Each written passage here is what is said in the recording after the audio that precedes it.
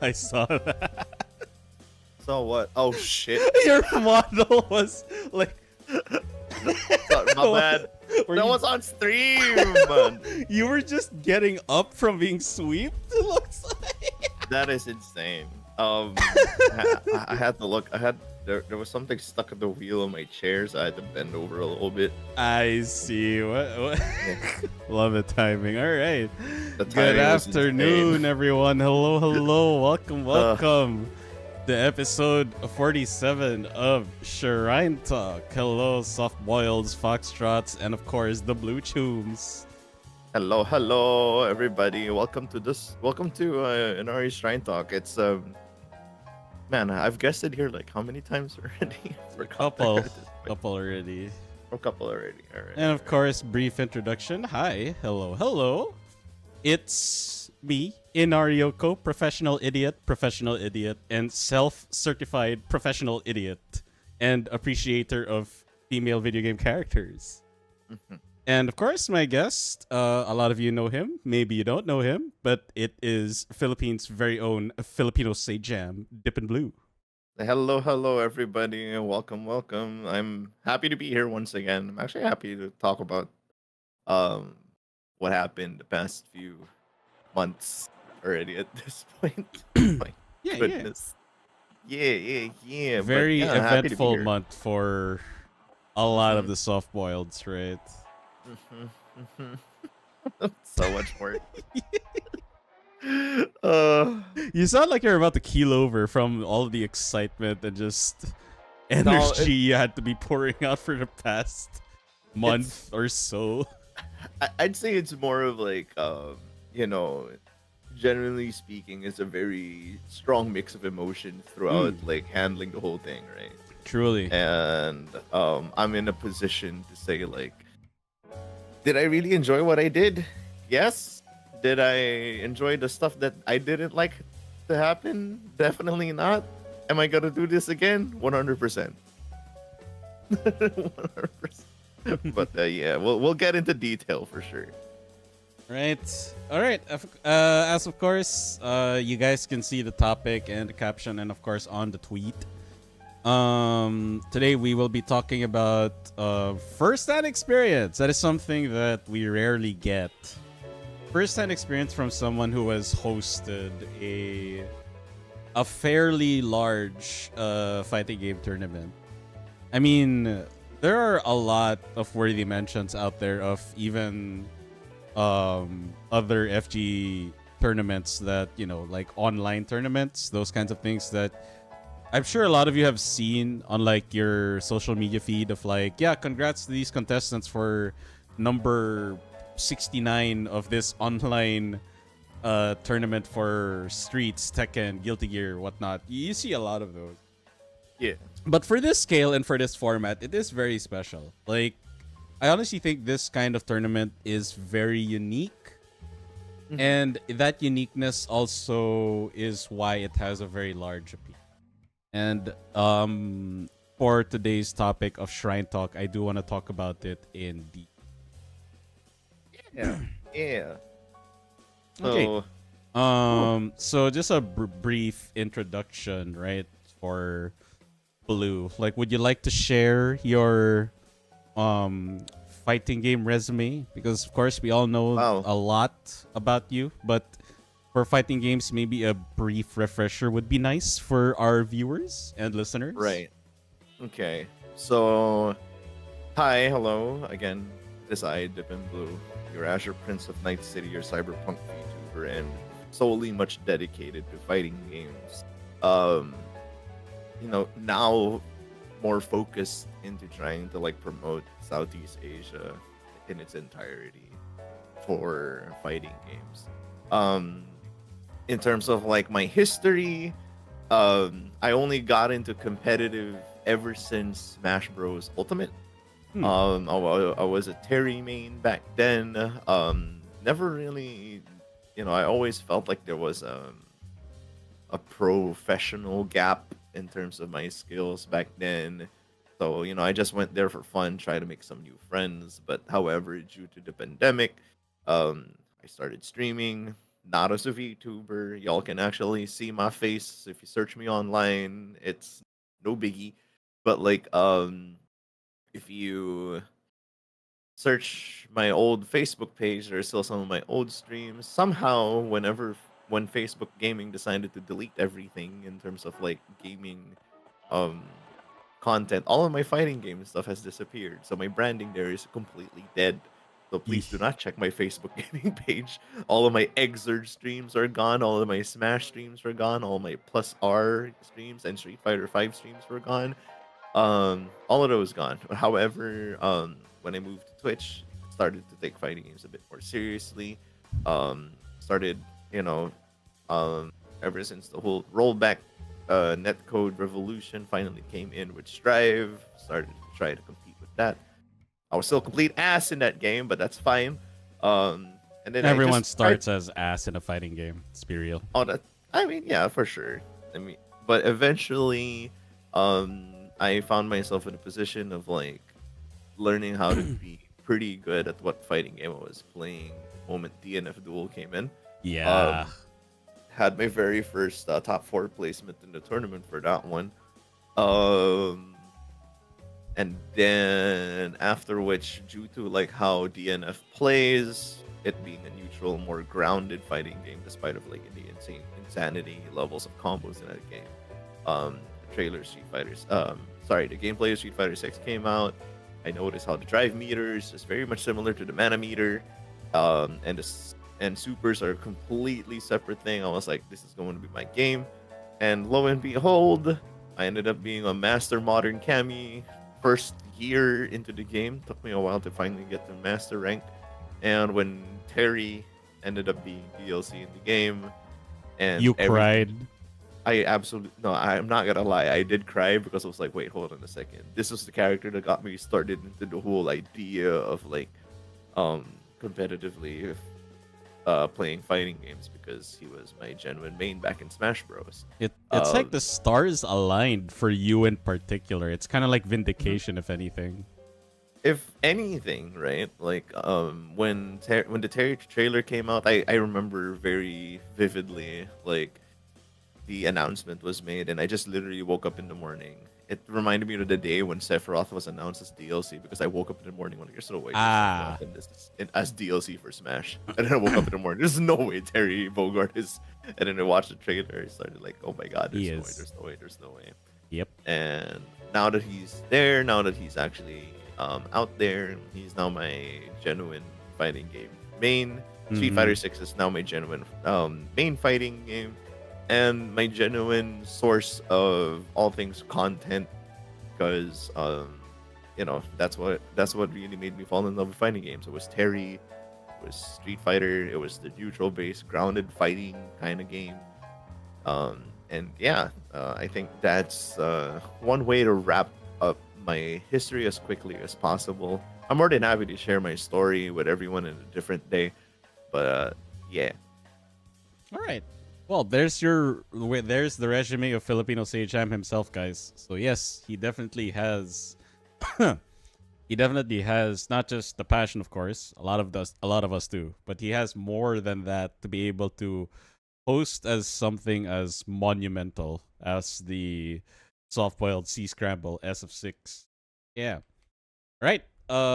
First, as we get into this, we of course slowly make our way to the meat of the topic with some important like pre-topic questions. So of course, I'm pretty sure a lot of people know the answer to this themselves, but maybe Blue's answer is what some people don't know. So, what was the first fighting game event you watched genuinely because you wanted to, and not because of hype hearsay? Oh, definitely. I mean, there's no butting around with it. Definitely Evo, 100%. Evo was the first fighting game event that I've heard of because, generally speaking, literally the very first thing that would probably pop into anyone's head, especially if you got into fighting games. Be it Smash, because Smash did have history. Did emphasize on did. Unfortunately, yeah. Unfortunately. Um, and I heard about like what what attracted me to Evo is like I watched this video back in YouTube. Man, I wish I could credit this guy because I completely forgot about this video. This video really made me realize a bunch of things of what makes watching fighting game esports compared to other esports, watching other esports live, right? Because like here's the thing about like esports, why I ended up watching Evo first. Why I ended up watching stuff like CEO, whatchamacallit this, Combo Breaker, Rev Major, of course, Yeah. R.I.P. Pay respects. Oh my god. Pay respects. Pay to Rev. respects to Rev, yeah. So I found myself in a position of like watching this video about like what makes Evo so interesting compared to like other esports, simply because you find yourself watching a story of a single person rising up to like all of the obstacles they had to go through. It felt like watching like a tournament. They even said like watching someone that you root for in terms of fighting games, right? Feels like watching a shonen anime. Very true. Yeah. Right? Like, shonen animes always have like the whole tournament arc kind of thing. Yeah, and every tournament they participate in is in of itself an arc.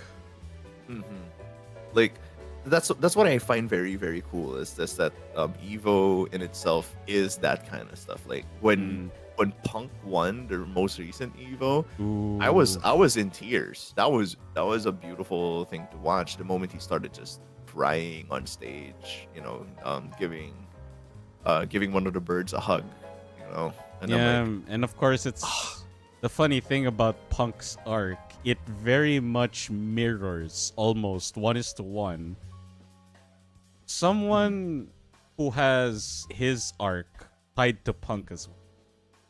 And remember, he gave us one of the best quotable quotes in FGC histories. Fighting games are something so great. Yes, Tokido. Right, Murder Face Tokido. Just a little brief history. Go ahead. Right, Tokido was very famous / infamous for just really being cracked at fighting games in particular. There was one tournament he applied for multiple fighting games and he was first place in like 3 of them. Yeah. 3. Not 1, not 2, 3. 3. And he was consistently top 8 for a lot of his main games.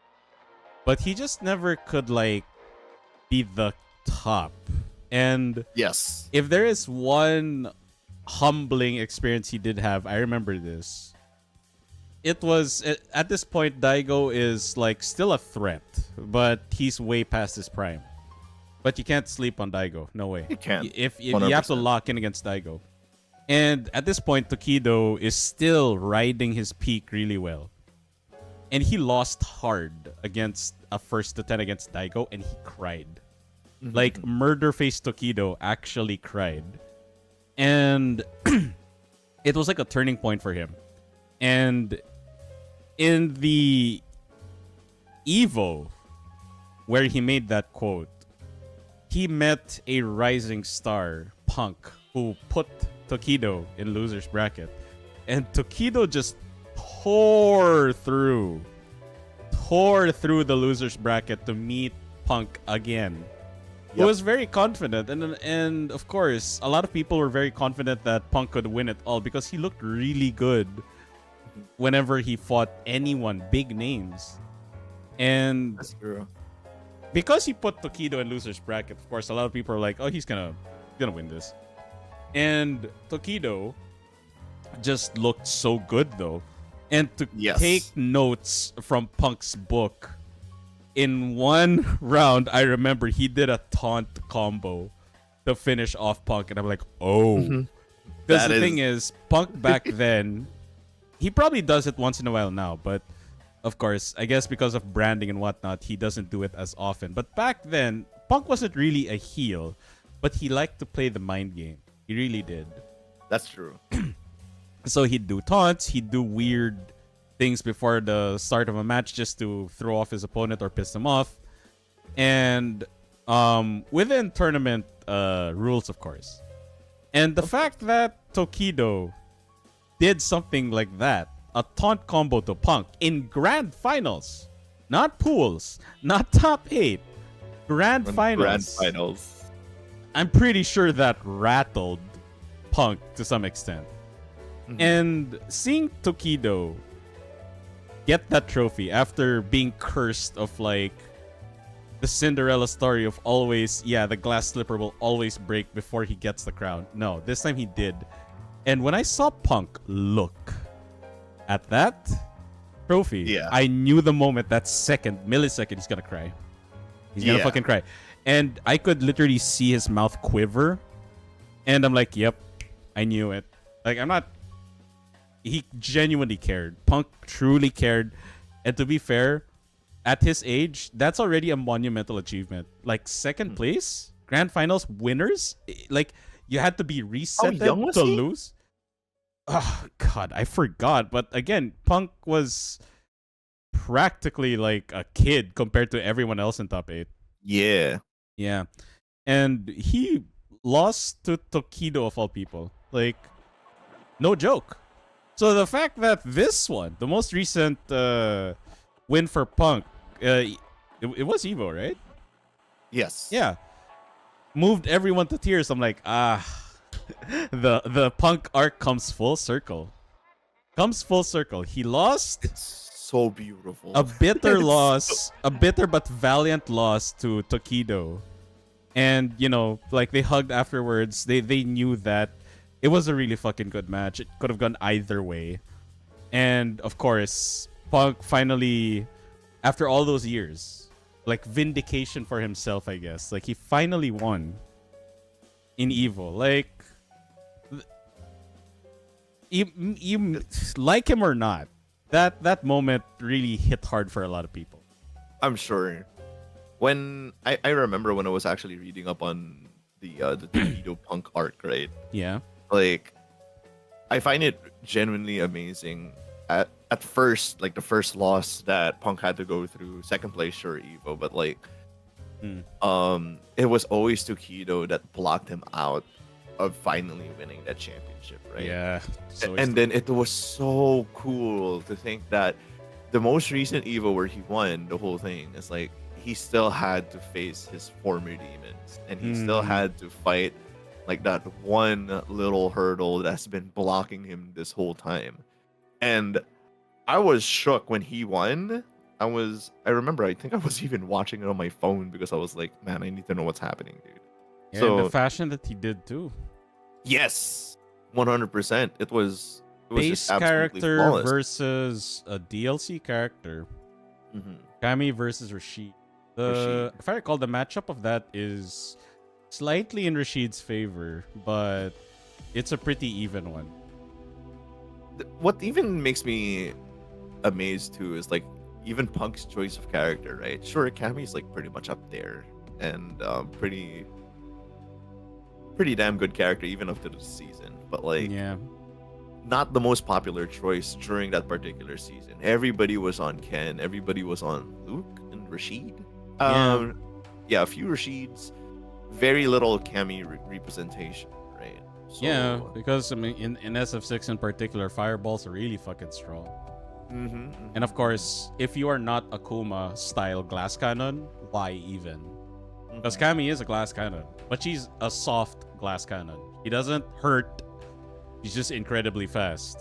She's hard to, defend against. But Akuma is like, no, I get hurt a lot, but I can hurt you a lot too in one hit. Yeah.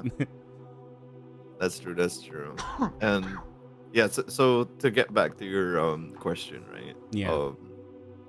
That's why I really find Evo amazing. And then eventually I started like, popping in and out about like different kinds of tournaments too, like team battles and stuff like that, right? So in relation to the scramble, right? Ever since the emergence of the Sejam Slam, I first heard of Sejam Slam before the Raccoon Cup back in Japan, right?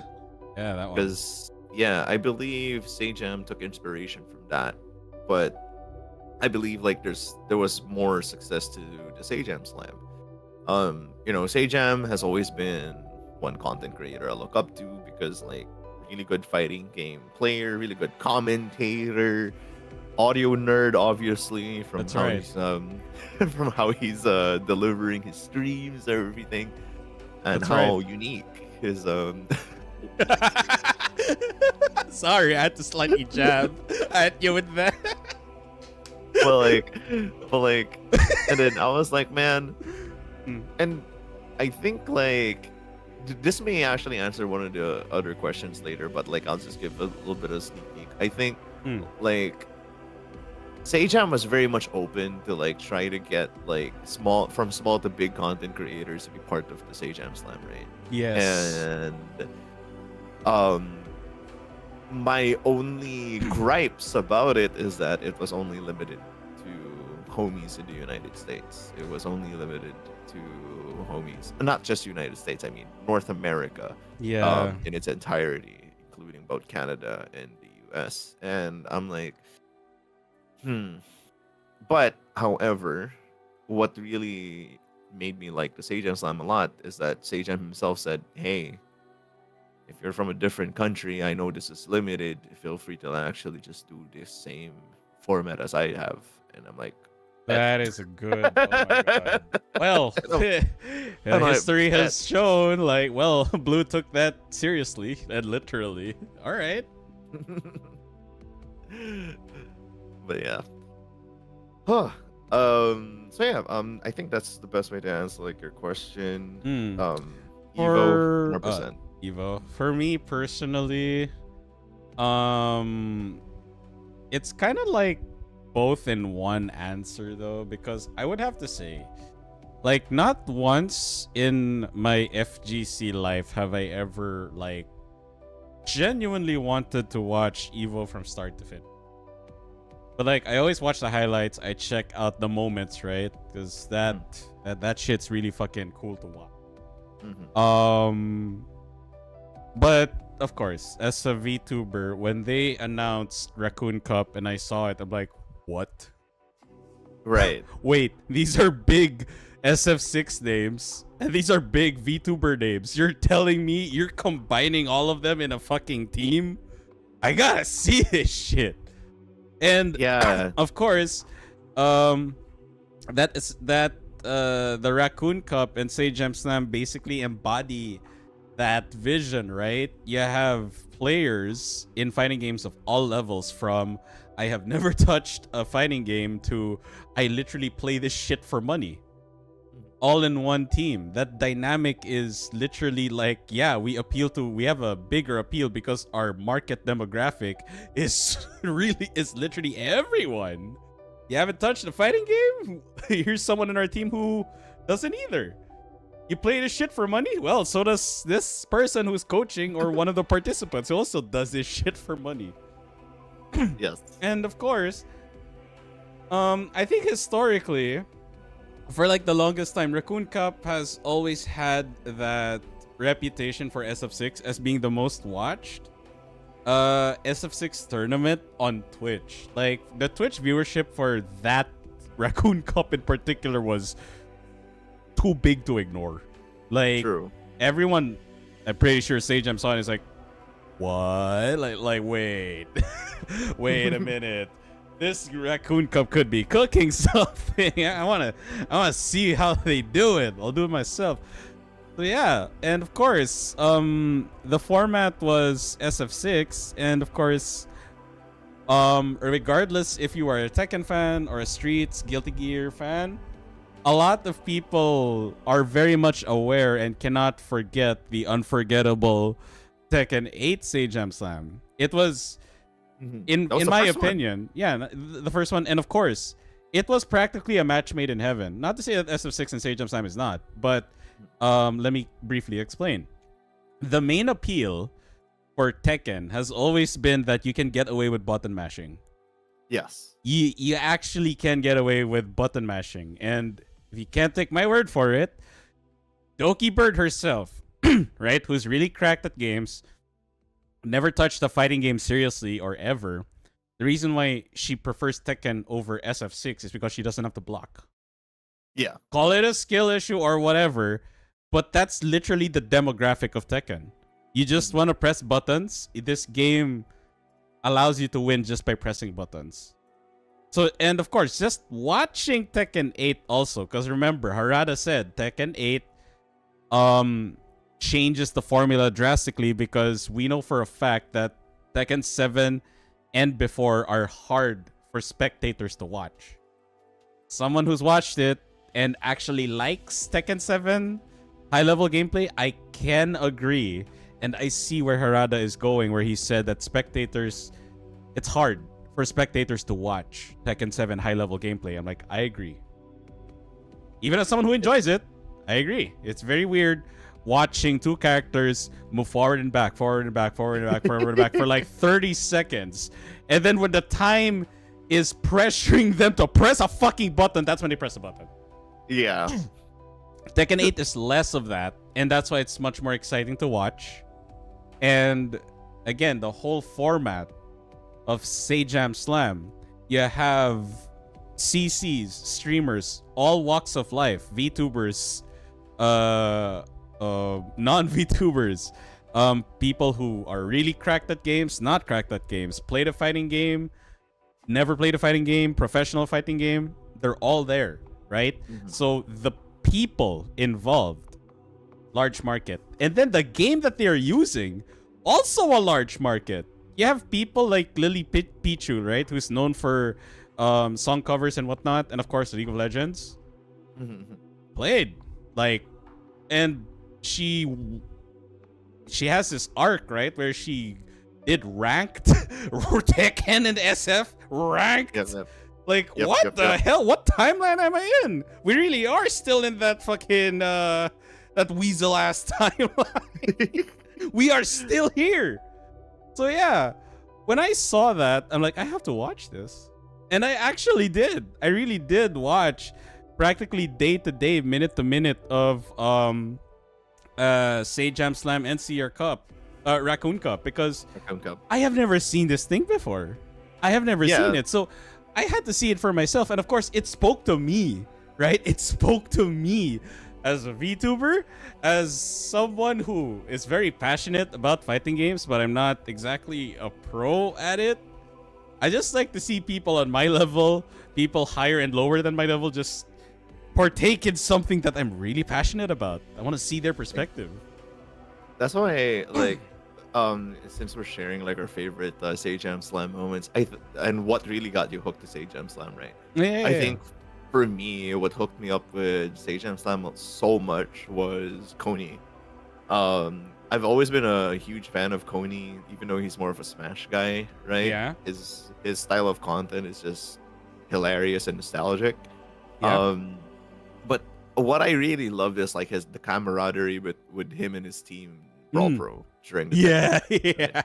Brawl Pro's team is just amazingly funny. Oh my god, yeah. And what I really found really fun about the Sejam Slam is that being able to mix the idea of funny content creator and fun video game and trying to make it appeal towards a wider audience, really, this was honestly something that I've always wanted to do for quite some time, because I look up to the likes of Maximilian, dude, trying to like reach out to a wider audience, saying like, fighting game fun, you should try it. But his format has always just been like looking at it in a perspective of just playing by yourself and a little bit with your friends, but not the competitive aspect to it. And what I admired about the Sejam Slam is that it was put, and of course the Raccoon Cup, because that was the main inspiration, is that it was put into like a perspective of a tournament. There's an actual competition. However, yeah, there are stakes. There are stakes on the line, right? And Max was always very more casual about the whole thing. And, I never really found it, like, he did compete, but not as much anymore. He's always in Evo, repping fighting games. Yeah, and I've always the loved FGC him for that. guy. But I think what Sejam Slam has done is so good to a point that it's really it's doing God's work to, and by God's work meaning Maximilian Dude's work, Sajam's work, to really reel in like players from all different skill levels to try out fighting game, right? I mean, to You be know? fair, I've always seen it as Max Dude has always been on the C side of the FGC. Mhm. His focus has always been on the community side of the fighting game, not exactly fighting game community, not exactly Yeah. the fighting game part of the FGC.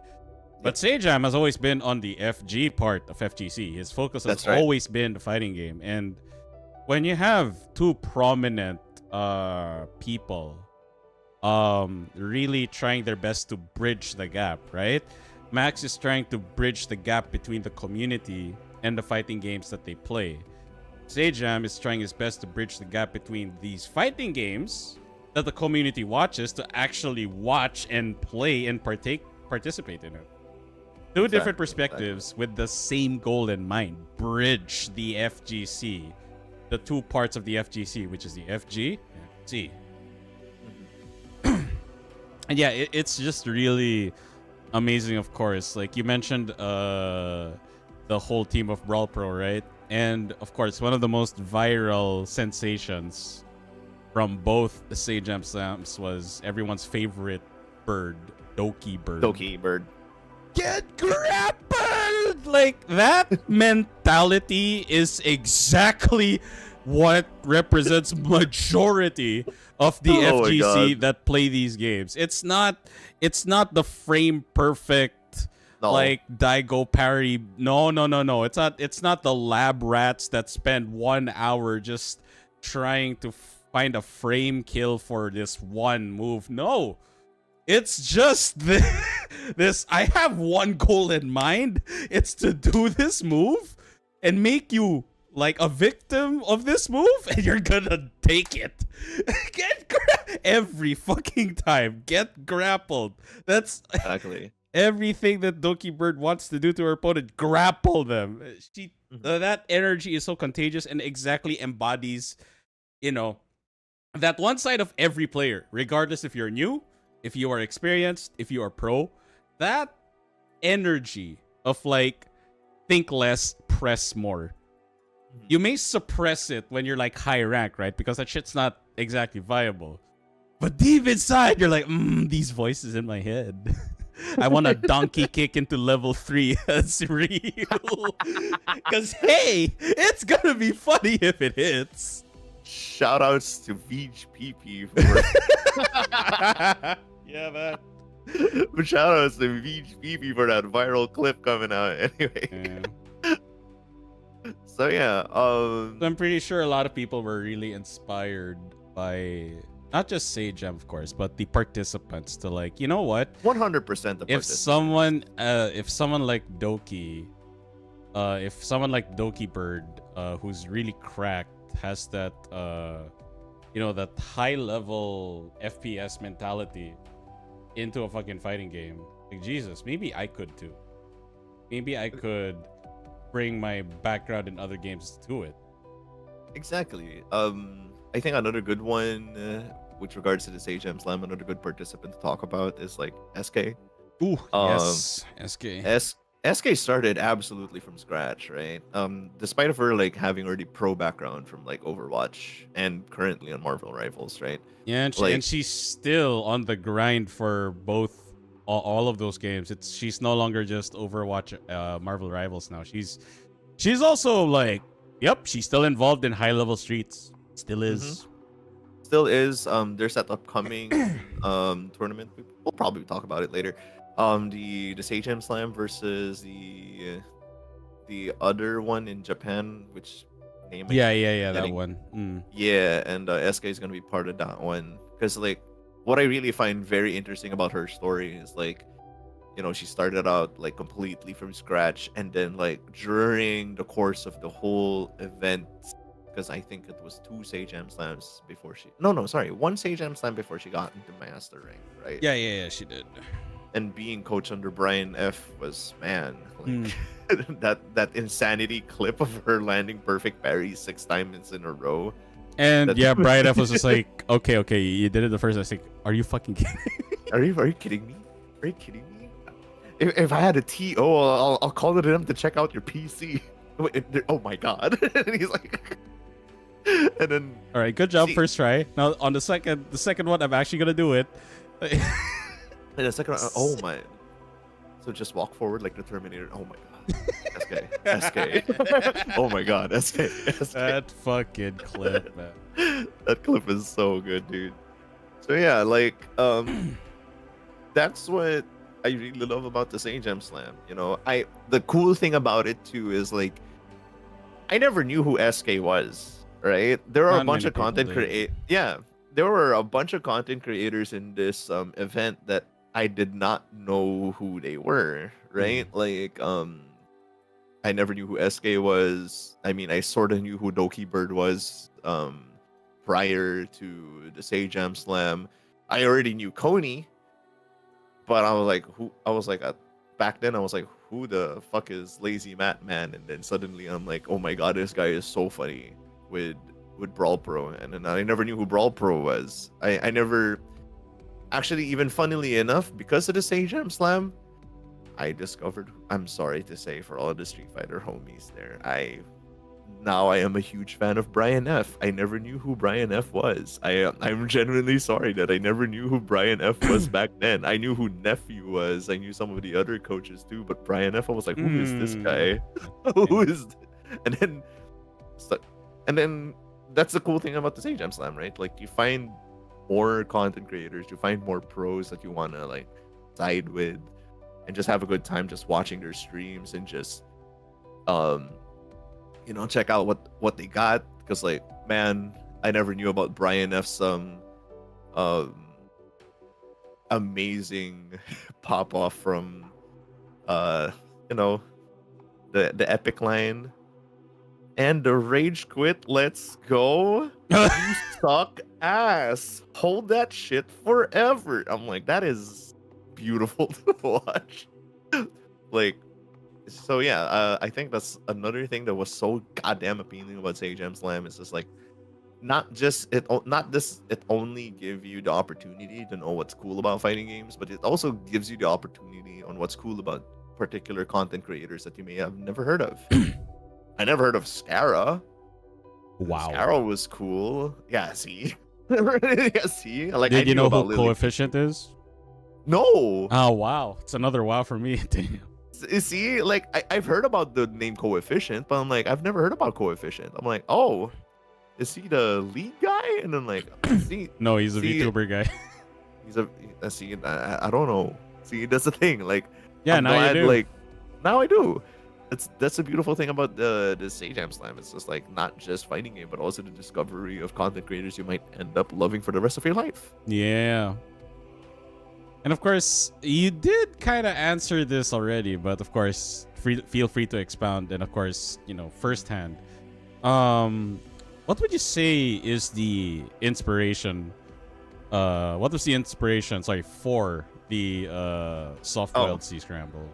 It's obviously the DNE dash in, which is the it's the Sage Jam Slam, of course. You know, I love the Sage Jam Slam. However, I think being able to participate in the first one that has ever tried it, just in the Philippines, which is the DNE dash in, I was like, wait, hold on a second. A bunch of fellow kababayans, a bunch of fellow countrymen was able to pull off something very similar to the Sage Jam Slam, right? DNE dash in, shout outs to Ashley Cloud for starting the whole shebang, right? You know, I've heard about the story, right? That Ashley just tweeted, like, what if Philippines Sage Jam Slam?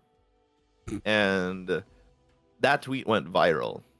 And well, yeah, you mentioned Philippine on social media. All the Filipinos will just, yeah, exactly, like Philippines Tekken, like, oh, they're gonna lose their shit, and then everybody responded to that. And naturally, when Tekken 8 was out, I was like, man, this game's hype. I want to try it out. Perfect time. I might as well join. And my God, I was lucky to be part of a really fun team. I was so happy to be part of like Weiss's team. I'm happy to have met friends. That's another thing about what's cool about this particular format, is that you do end up making friends from people you've never really met. Yeah. I've never, yeah, like man, speaking from experience, I see some of these names. I'm like, I didn't know any of y'all before this fucking scramble. right? I don't know who the fuck Doru was. I play against him in one of your casuals, and then I see him in person. I'm like, okay, this Like guy's a homie. This guy's real.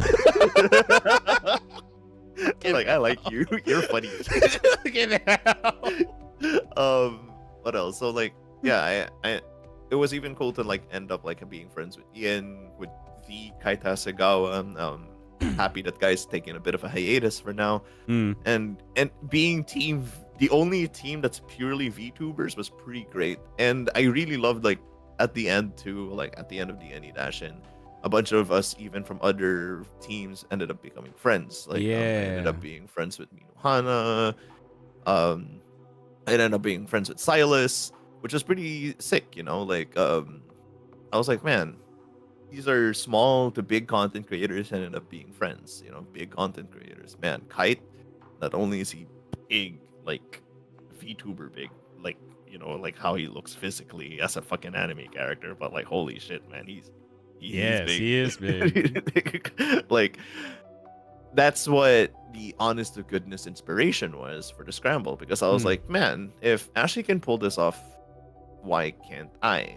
But I was like, oh man, logistically this feels like a nightmare. I was afraid to pull this off. Like I was afraid to pull off the scramble. I had the idea in mind after the first season of Content Creator Clash, which was headed by Cerebro. Again, homie from the Philippines. Just to give you guys a bit of history, the scramble is actually season 2 of the Content Creator Clash, which was the first season was the Content Creator Clash. It was all, again, just Philippines, right? Again, they Vij and Cerebro did their best to be able to find content creators to be able to join. But Street Fighter 6 was a bit more niche in comparison to Tekken, right? And it was like I heard from their stories that it was hard to get newbies, content creators from all kinds, and it was odd because like there were some content creators that was Patreon exclusive. Some of them not exactly content creators but already well known, simply because they were like the voice actor of the Filipino voice actor for Gohan. And of course, you know, they were like, you know what, let's also give Ashley, you know, some love because she's the one who started this whole shebang here in the Philippines. We might as well put it onto Street Fighter. Yeah. And so after which, you know, season 1 was pretty successful. I was very much happy with my team. I was very happy that I was able to like peer pressure Cerebro to make Team Mikopod into a thing. And much love to Cerebro. However, when he had to like attend to his family, he couldn't focus on content creation anymore. He said, Blue, Beach, because at some point I wanted to help out for season 2. I was like, wait, I pitched in the idea of like, why are we just focusing just in the Philippines? I have homies from Singapore. I have homies from Malaysia, Vietnam, Indonesia. Why can't we just get the whole Southeast Asia together for this whole shebang, right? Why can't we get this whole why can't we get this Street Fighter event happening with just Southeast Asia and just to be fair, Southeast Asia representation across fighting games is very small. Very, very, and we'll discuss that later for sure. Yeah, we will. On how obscenely small it was, to my surprise. that's the hardest part. For someone who's like been a little bit familiar with Tekken, if I say Tekken C, I can only probably name 2 names that I'm familiar with, and that's literally just Book and AK. That's just 2. And the thing is, I'm very sure there are a lot of talented Tekken players, but we just don't get enough representation for them to get, you know, the spotlight to be known and stuff. Exactly. Oh, and Dojin too. Yes, Dojin, of course, yeah.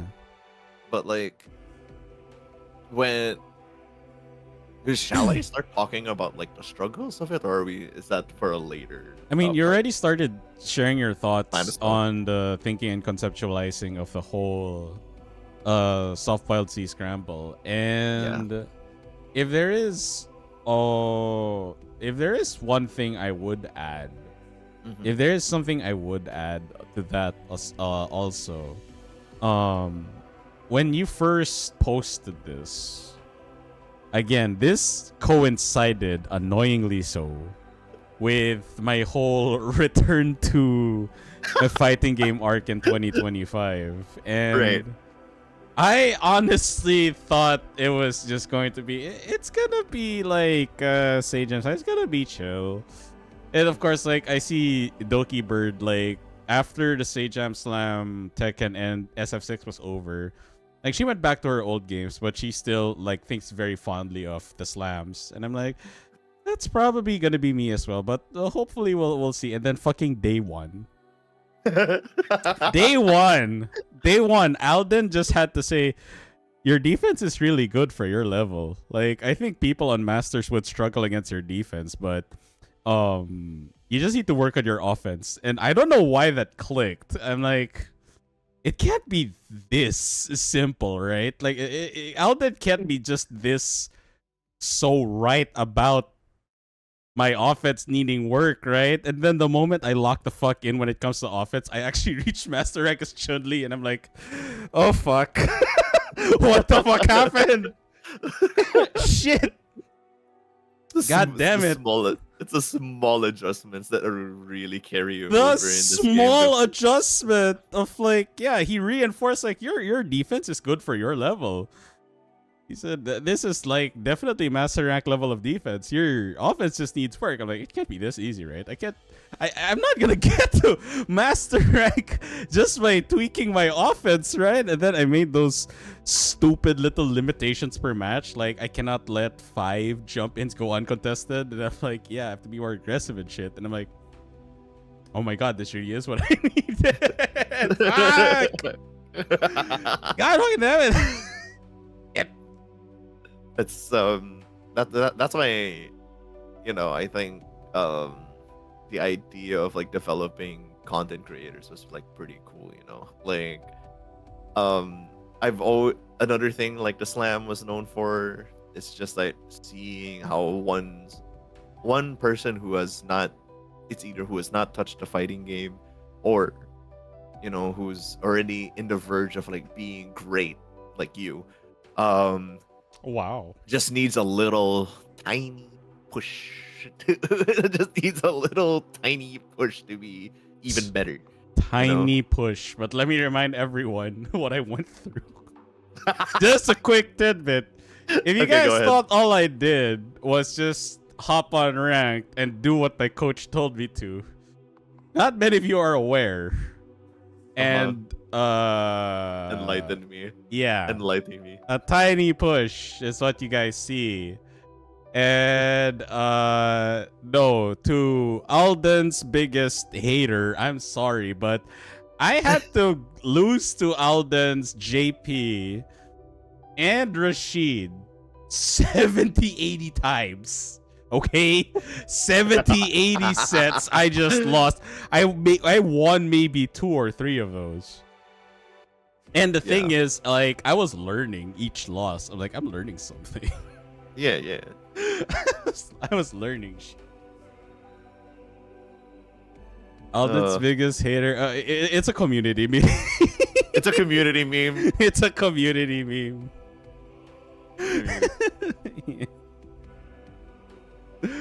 But yeah, like, that's what I had to go through. It wasn't just as easy as tell coach what to do. No, I had to lose a lot to coach himself. But it was a very enlightening experience, yeah. That's what I really loved about what, like, going through, because if you guys don't know, for those who are in the cloud during the whole ordeal, right? We all had our own little Discord server, and being able to like see everyone's progress like from the guys who just received a copy of Street Fighter 6 all the way to again like the likes of Inari, the likes of Cyan, the likes of hell, the likes Ashley. of Stratigo, Ashley, whoa, 100% Ashley, Scarlet. Who we'll talk about more about everybody later on, but like it's like these small increments of like insane improvement, right? And what I really fell in love with was like the whole idea of like some of these guys are gonna stick to the game, and I'm sure probably some of these guys might not, and that's completely fine, you know. That's completely fine. Like, good example, Silas is genuinely, I would say, the SK of this scramble, simply because the guy is really sticking to the game. Right? Yep. He's still active in said Discord, still actively looking for coaching with Chaos, still actively looking for coaching with Siege. Still, you know, like, my God, that's so nice to see. That's a lot of dedication. That's so much dedication, and you know, other highlights for me to see is like watching Coach Yagami stream, because again, the guy is like a pastor. Every time you watch, like, there's a difference between the coaches, right, and like styles of coaching. Yep. And Team Yagami, him being a former pastor, when I was watching his stream, it felt like watching a retreat. It felt like watching a Catholic retreat, man. Like, like, okay, let me give you a lowdown of what happened, right? So there was Stratigo, Silas, Ashley, and Kirai and their team, right? And then, you know, throughout the training, you know, Yagami out of nowhere is just like, all right, everybody, let's stop for a little moment. I want to ask everybody, like, you know, I think now is a good time to like talk about what are you enjoying so far about Street Fighter 6? And I'm like, what? Look at this game. Where's the tech? Wait, what is this spiritual enlightenment shit going on right now on stream, dude? And then everybody was like talking, like giving out their opinions. And one of my favorite one was like Ashley's comment saying like, oh, you know, she was saying like, I remember having fun with Tekken, but I'm just having such a hard time playing with friends because they're a bit above level than me now. But like, in comparison to Tekken, I've been having more of a good time with Street Fighter. And then I'm like, and I kind of like this game more. And I'm like, wait, that is insane. And then it's even cool because like one of my favorite turnaround stories too was actually Weiss. Weiss approached me saying, Blue, check this out. And then shows me a screenshot of him uninstalling Tekken 8 because he loves Street Fighter a little bit more. I think he reinstalled recently. I saw him boot up Tekken 8 again on Steam, but I'm like, wow, the conversion from my former coach from the D&E Dash-In, right? My former coach saying, yeah, Street's fun. I just want money for Akuma. That's what he said. And I'm like, wait, stick it to the topic of like that moment for Ashley. I remember seeing recently, and Ashley tweeted this out.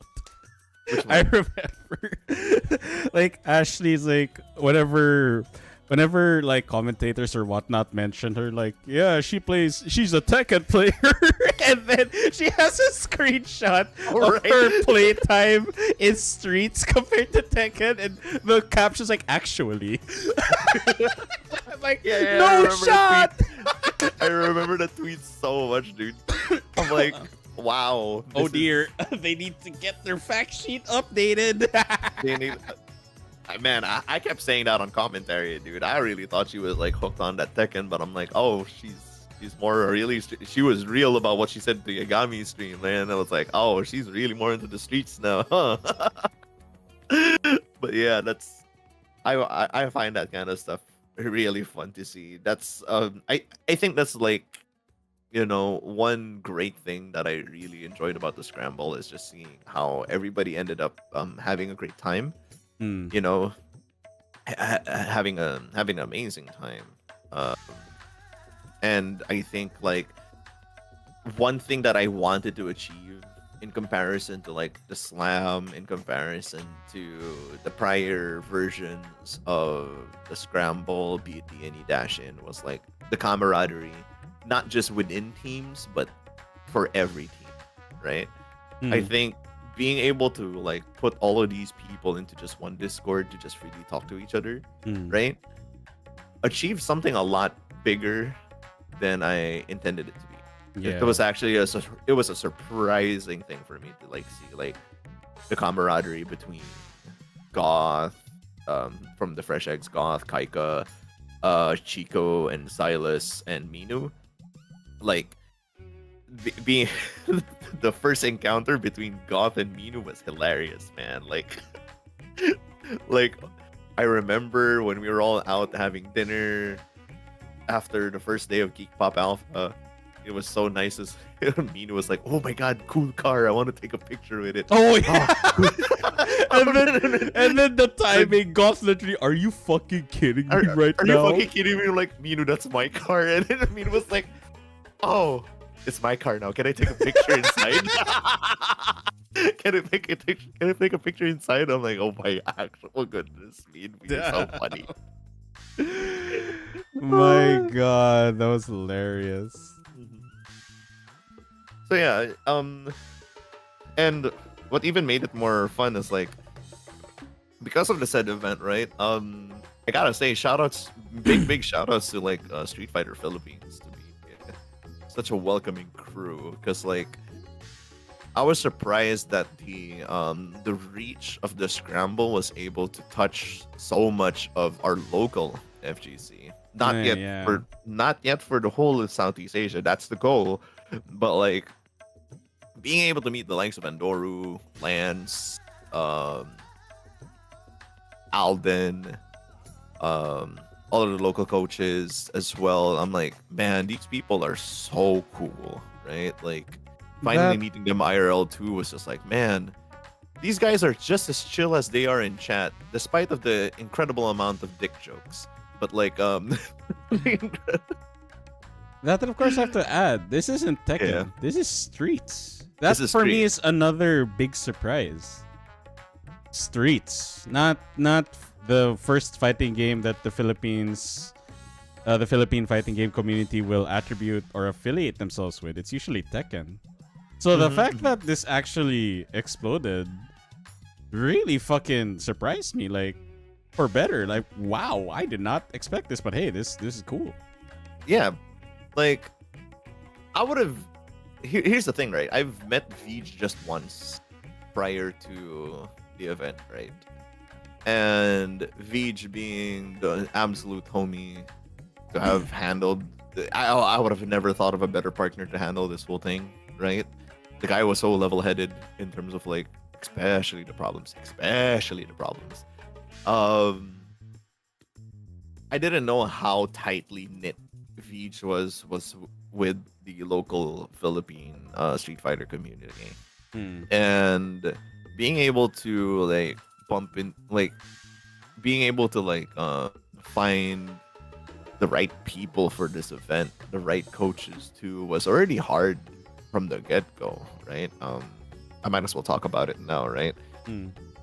Gathering the right coaches was absolutely one of the hardest, like literally one of the biggest hurdles we had to go through at first, right? Yagami wasn't exactly the hardest coach to get because, like, the guy used to be a Filipino. The man moved all the way from here to Singapore. So, and I almost had a commentary gig with him, so the connection was already somewhat made, right? The connection was already somewhat made to some extent. And I find myself in a position like, oh, okay, that coach, pretty cool to have over, right? Chaos was the easiest coach to I don't get. think we have to talk about Chaos. Saying Chaos already speaks volumes, man. However, there was a caveat to Chaos, right? Caveat to Chaos is like, we knew him personally prior to the scramble, right? No shit. the thing is, we had our doubts if he was going to be able to coach people properly. Let's be fucking real, okay? Let's be. I was real. literally telling this story to Alden and fucking everyone in the VC whenever we were watching like someone who had their mic and basically their Discord deafened.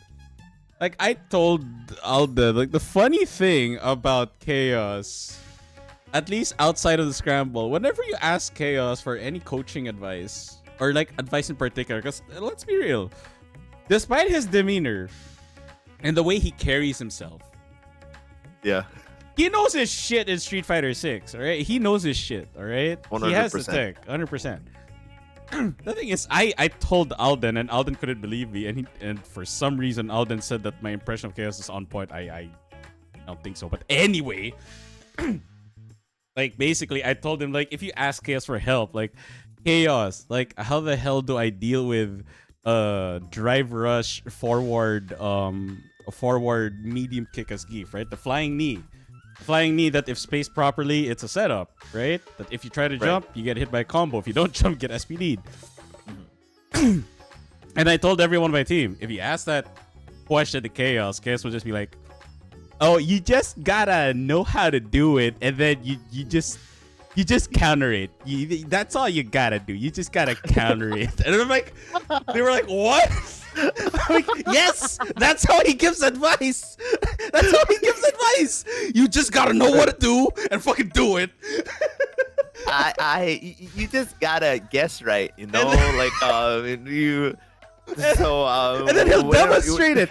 He'll fucking demonstrate it, because there was one time I asked him for Zangief advice. It's like, yeah, that's how you do it. I'm like, how? And then he does it again. Yeah, like this. You just gotta do that, and then you're solid. You're good. I'm like, and then you're solid. What? But however, right? That's another cool thing that the Scramble was able to achieve, right? Like, I severely doubted that he will be able to be a good coach, but he led his team to be like the first place. He did. At the round robins, which was exciting. You know, it was fucking exciting. And then I was watching his coaching sessions, and I was like, I was proven. Thank God I'm wrong. You know, like yeah. I did see tidbits of it. I'm like, he did a really good job.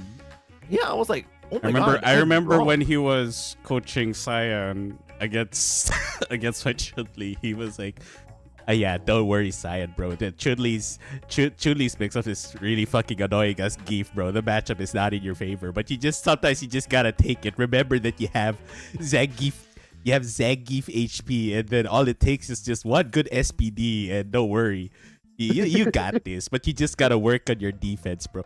And I'm like, this isn't the same Chaos, I am aware. I know. What is this sound fucking advice from, like, hey, Chaos, how do I deal with Shunley's jump and mix it? You just gotta block it, and then you do this, then you're solid. And two, you actual sound advice. Like, okay, nice.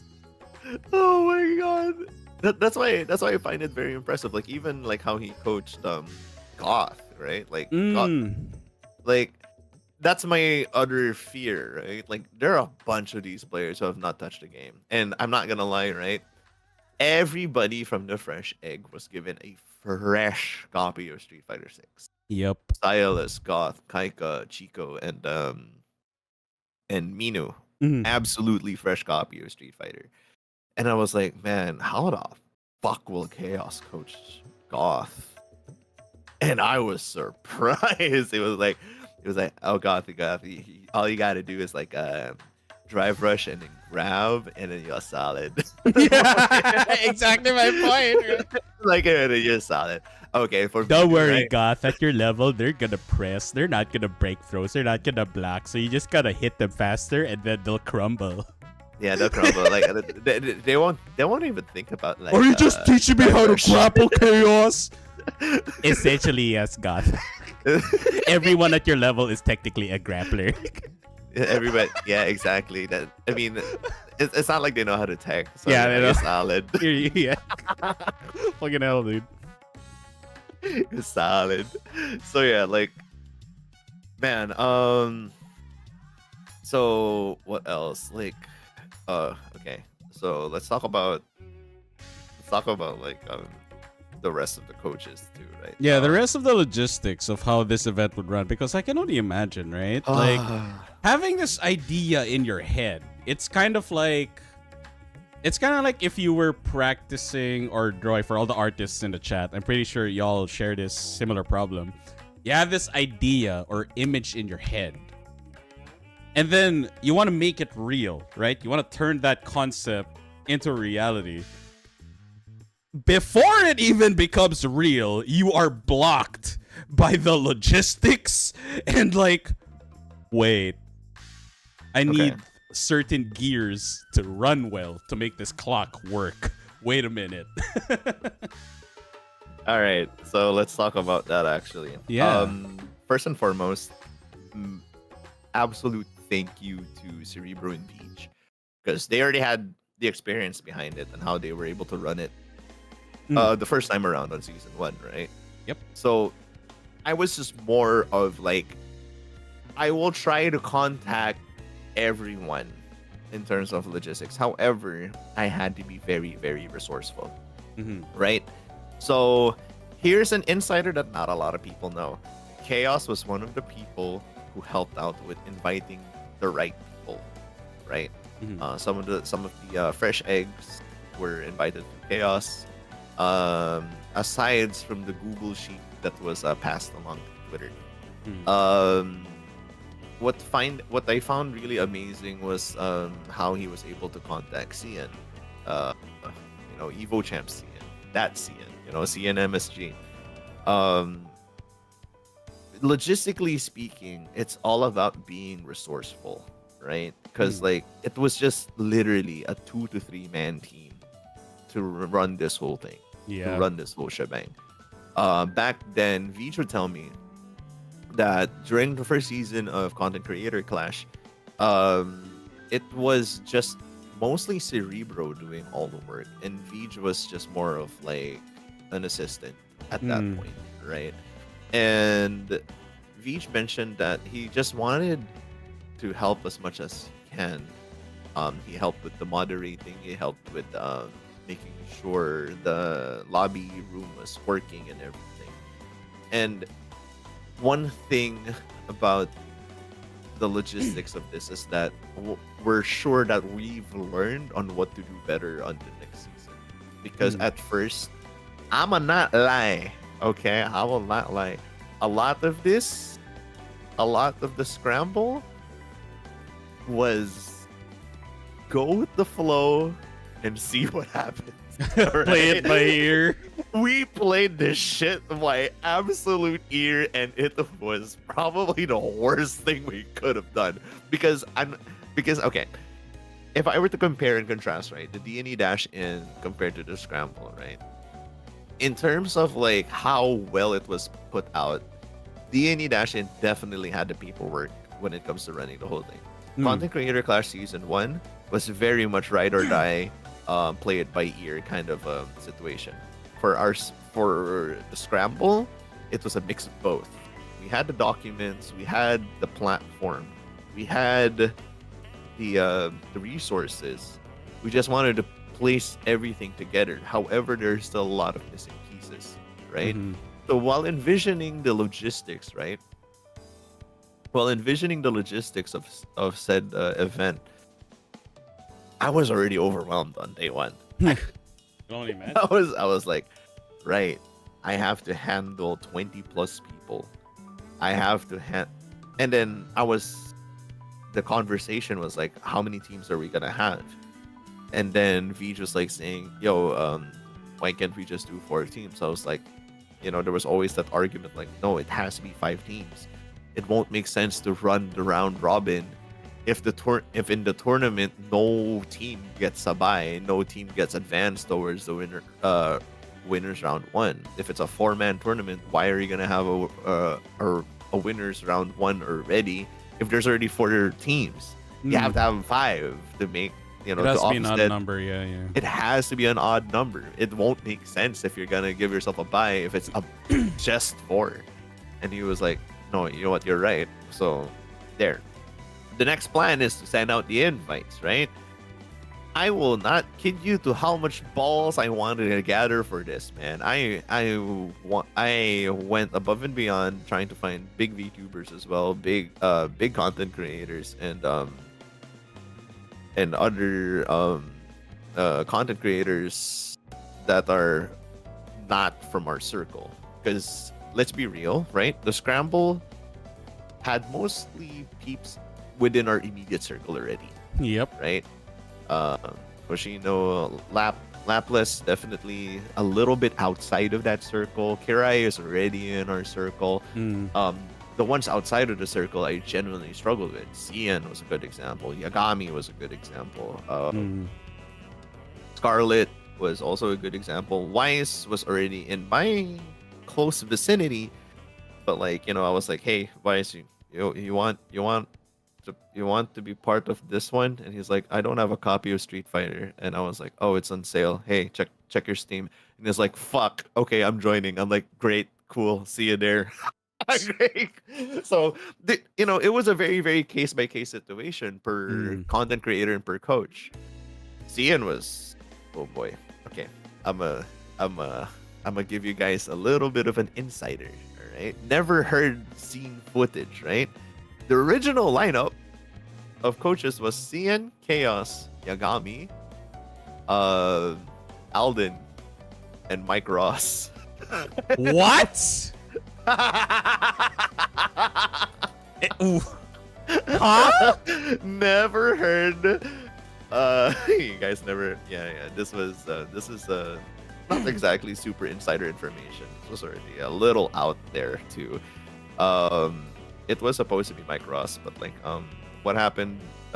We had a really hard time communicating because I was already communicating through Twitter. I was already communicating, and he was very interested to coach. He was 100% interested to coach. It's just that there were a lot of, again, the logistical stuff. I'm not gonna go into detail about how things didn't how things didn't end up having Mike Ross to agree. However, let's just say there was just, again, I'm gonna be real, okay? The logistical part of having to communicate with someone as big as Mike Ross was really, really hard because of whatchamacallit, personal issues. It was not because of a scheduling issue. It was definitely of a more of a logistical side in his end. Because during that time, during the scramble, he was not in Singapore. So during the time I was inviting people over, he was not in Singapore. He was very interested. I still have the DMs. He was already checking all the boxes. He was ready to sign the paper. He was ready to sign the form. It was supposed to be Mike Ross, but that didn't turn out right. But it's fine. These things happen, and probably season 2, maybe. Hopefully, I can still talk to him. But no, I can still talk to him. So yeah, that was supposed to be the original lineup of coaches. So yeah, we were really trying to aim big for the very first Southeast Asia coverage of the scramble, right? There were also content creators that I had much eyes on, like Kitskua was definitely part of that list of content creators to invite, but my balls weren't as big as I thought it would be after having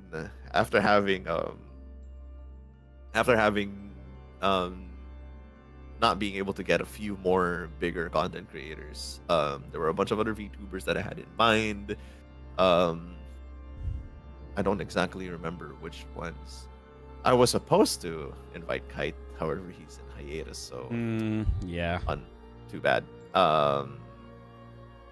But yeah, again, a lot of this was done through ear, was played through ear, right? There were a lot of situations that took place throughout the event. Round Robin 1, went smoothly. The hype was great. The hype was fantastic. Round robin 2, and whew, whew, I Yeah, don't want to. there were Yeah, a lot of things that happened. went one too many things. I think one of the biggest mistakes that we had was like not having provisions of like how are we going to take care of content creators or participants who won't be able to show up on particular days, or if there's an emergency or stuff like that. We didn't have something in place for something like that were to happen, because back then D&E Dash-In, Weiss and Yin got sick on the first round robin. I remember. Sorry, on the second round robin, and I remember this clearly. However, the moderators were like, we can have your round robins placed on a different day. For those who don't know in chat right now,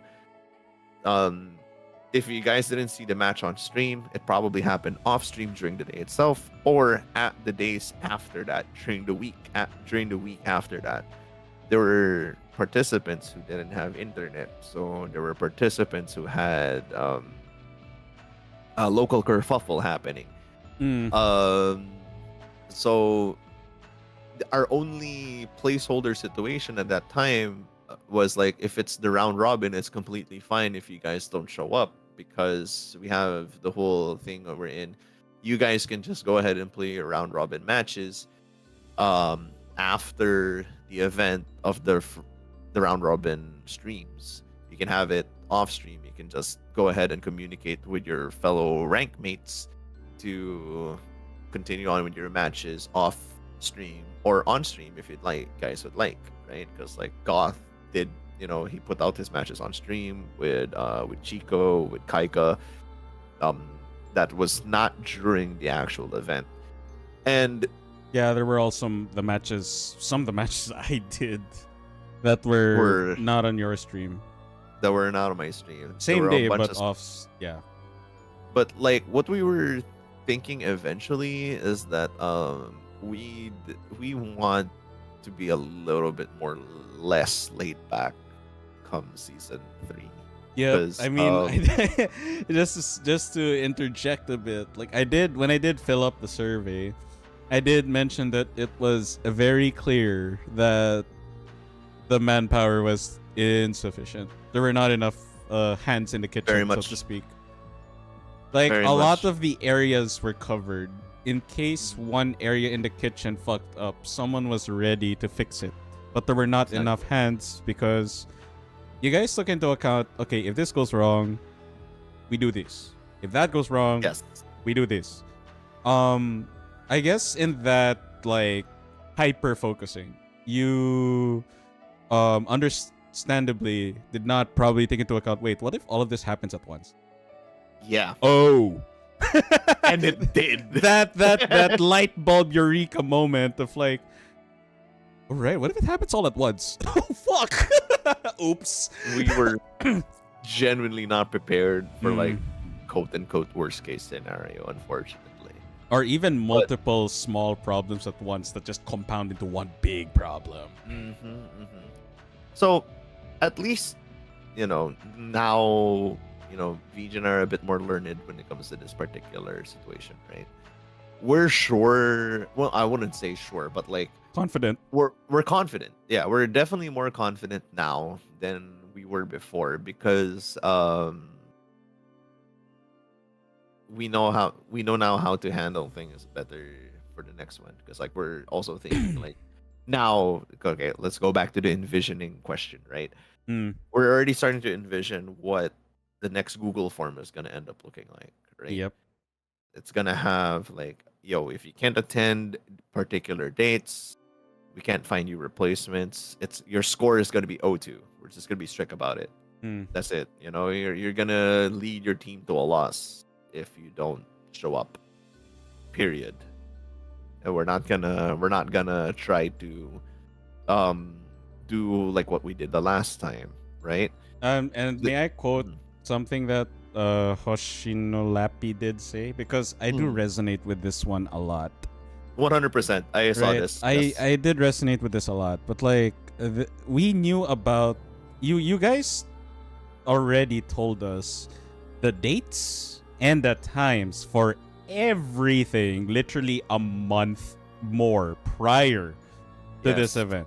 So before people even signed up, we already knew when this was going to happen, exactly. what weeks or days will be off, what time slots have to be dedicated. So we literally had a month. So with that in mind, we literally have all the information to make any adjustments, be it on the scrambled side or the IRL side. We had all the information to make adjustments. And 100%. kudos to you and Vij, you did have contingencies in place. Like for example, let's say Mama Nari needs me for like a meeting of some sort, and it's a little bit short notice, right? Mhm. And what I could have done and would have done is like, uh, because of this thing, am I allowed to fight the people on my tier before the event? Because I don't want it to like not happen, right? Mhm. Or after the event. And then we make a decision and then we do it, right? You guys allowed for stuff like that to happen. Yes. So the fact that the main focus really for a lot, not just Lappy for sure, but Lappy really did emphasize on this, is that we already, by signing up, we basically knew what we signed up for, that we'd have to adjust stuff IRL for this event. Yes. And potentially there were others who also applied, who would have done more, or what we would have done equally as well.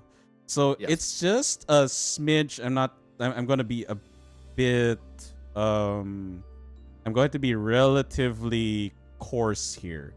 Like, Go it ahead. would be quite disrespectful to Mhm. those participating, those who applied but did not get through screening because there's just too many applicants, the organizers as well. If you signed up for this event and you did not make time for it, because if you cannot make time, either try harder or just don't. That is okay. Blue and Veach would definitely, and not a single participant or coach would take it against you. If you Mhm. cannot make adjustments, that's fine. But the fact that you signed up for it, you should have known that their adjustments have to be made. Because Exactly. the TOs did take, people tend to not see this, but IRL, Veach and Blue probably do not talk about it because they don't, if they show cracks IRL, it's going to like make people, oh no, if they are losing sleep over this tournament, oh my god, what if the tournament is fucked? No, they did not want to show that. They had to show that everything's fine and then, even though it's not. Like, they're stressing out because they want this to be successful, right? Mhm. So the fact that Veach and Blue, just two people, until they got more hands, were literally probably losing sleep just to make this thing work, I think it's enough, just out of respect, mutual respect for your fellow participants and other people who applied, to do the same. Just make time. If you can't make time, let people know, let the other participants and at least Veach and Blue know, so that something can be done. But if you don't exert minimal effort, wow, very disrespectful. Not gonna lie. I mean, okay.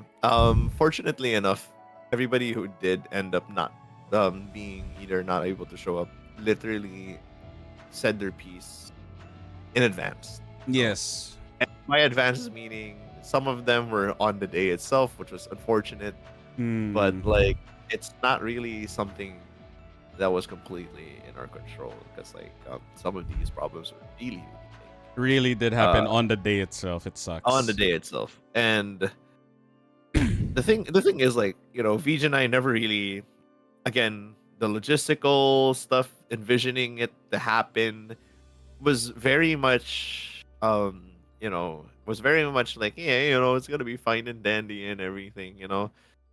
But like, holy, we were wrong. we, Yeah. we were absolutely wrong.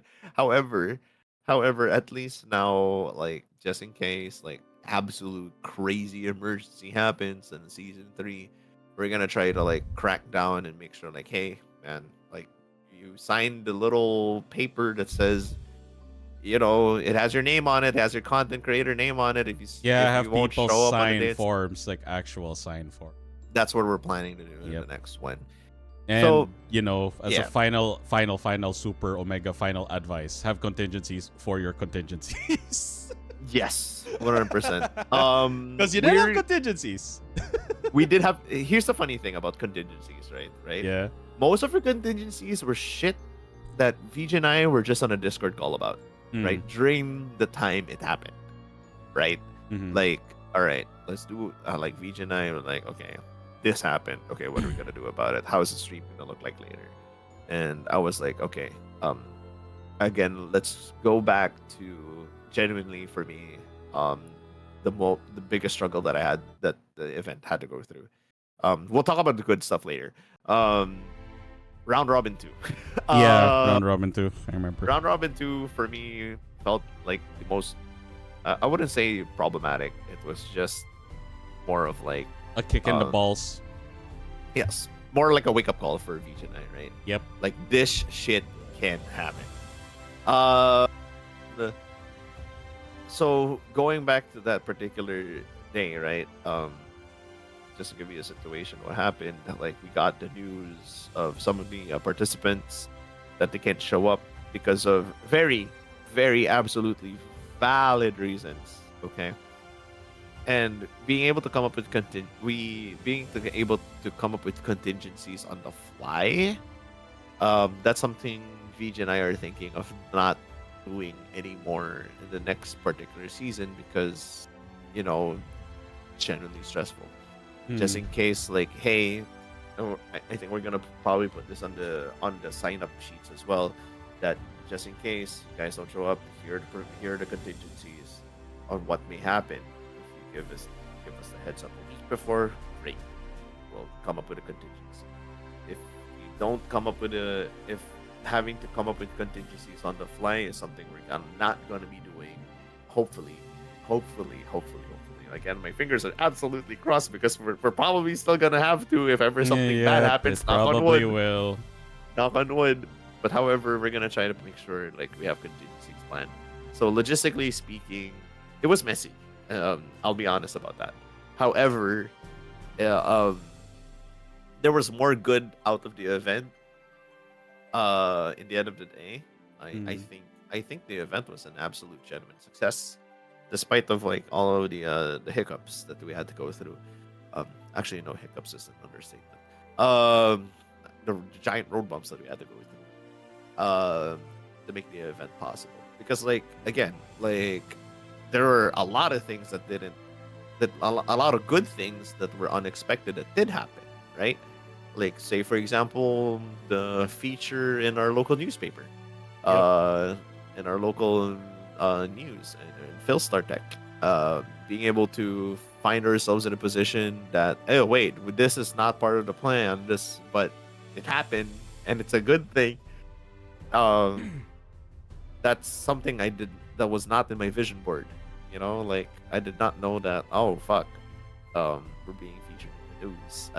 Someone's interested to have this posted in the news, and that was great. You know, I fucking love that so much, right? I love that so much because like, you know, I did not see that one coming at all. Although, you know, writer Dobie from the replays is a homie of our circle to some extent. However, I've completely forgotten, like, oh right, he writes stuff for the news, right? That was very unplanned because like I remember I was just streaming Street Fighter, Dobie showed up in chat and I was talking about the scramble. And I was like, wait, hold on. Dobie, you write for Philstar, right? And he was like, yeah. Lamau. Have you heard of the scramble? Have you heard? And you know, that's another thing, like that's part of the logistics, right? About like having to talk about things outside of the box. To think about outside of the box kind of things, right? Like being able to find yourself in a situation like, oh shit, I remember this guy does this. I remember that this guy does that.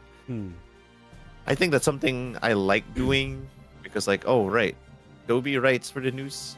I might as well tell him, hey, the scramble is happening. It's like this HM Slam of Southeast Asia this time, not just the Philippines. You want to write something about it, if that's fine. Hmm. And they were like, cool. And that was that's something I will be hopefully taking into account on the next season, like having the right connections this time to make sure there's a more solid marketing. That's another thing that's not part of the vision process, right? I solely, I solely thought that just having the right people was good enough to market the event. Hmm. Wrong. Wrong. Straight up. Wrong.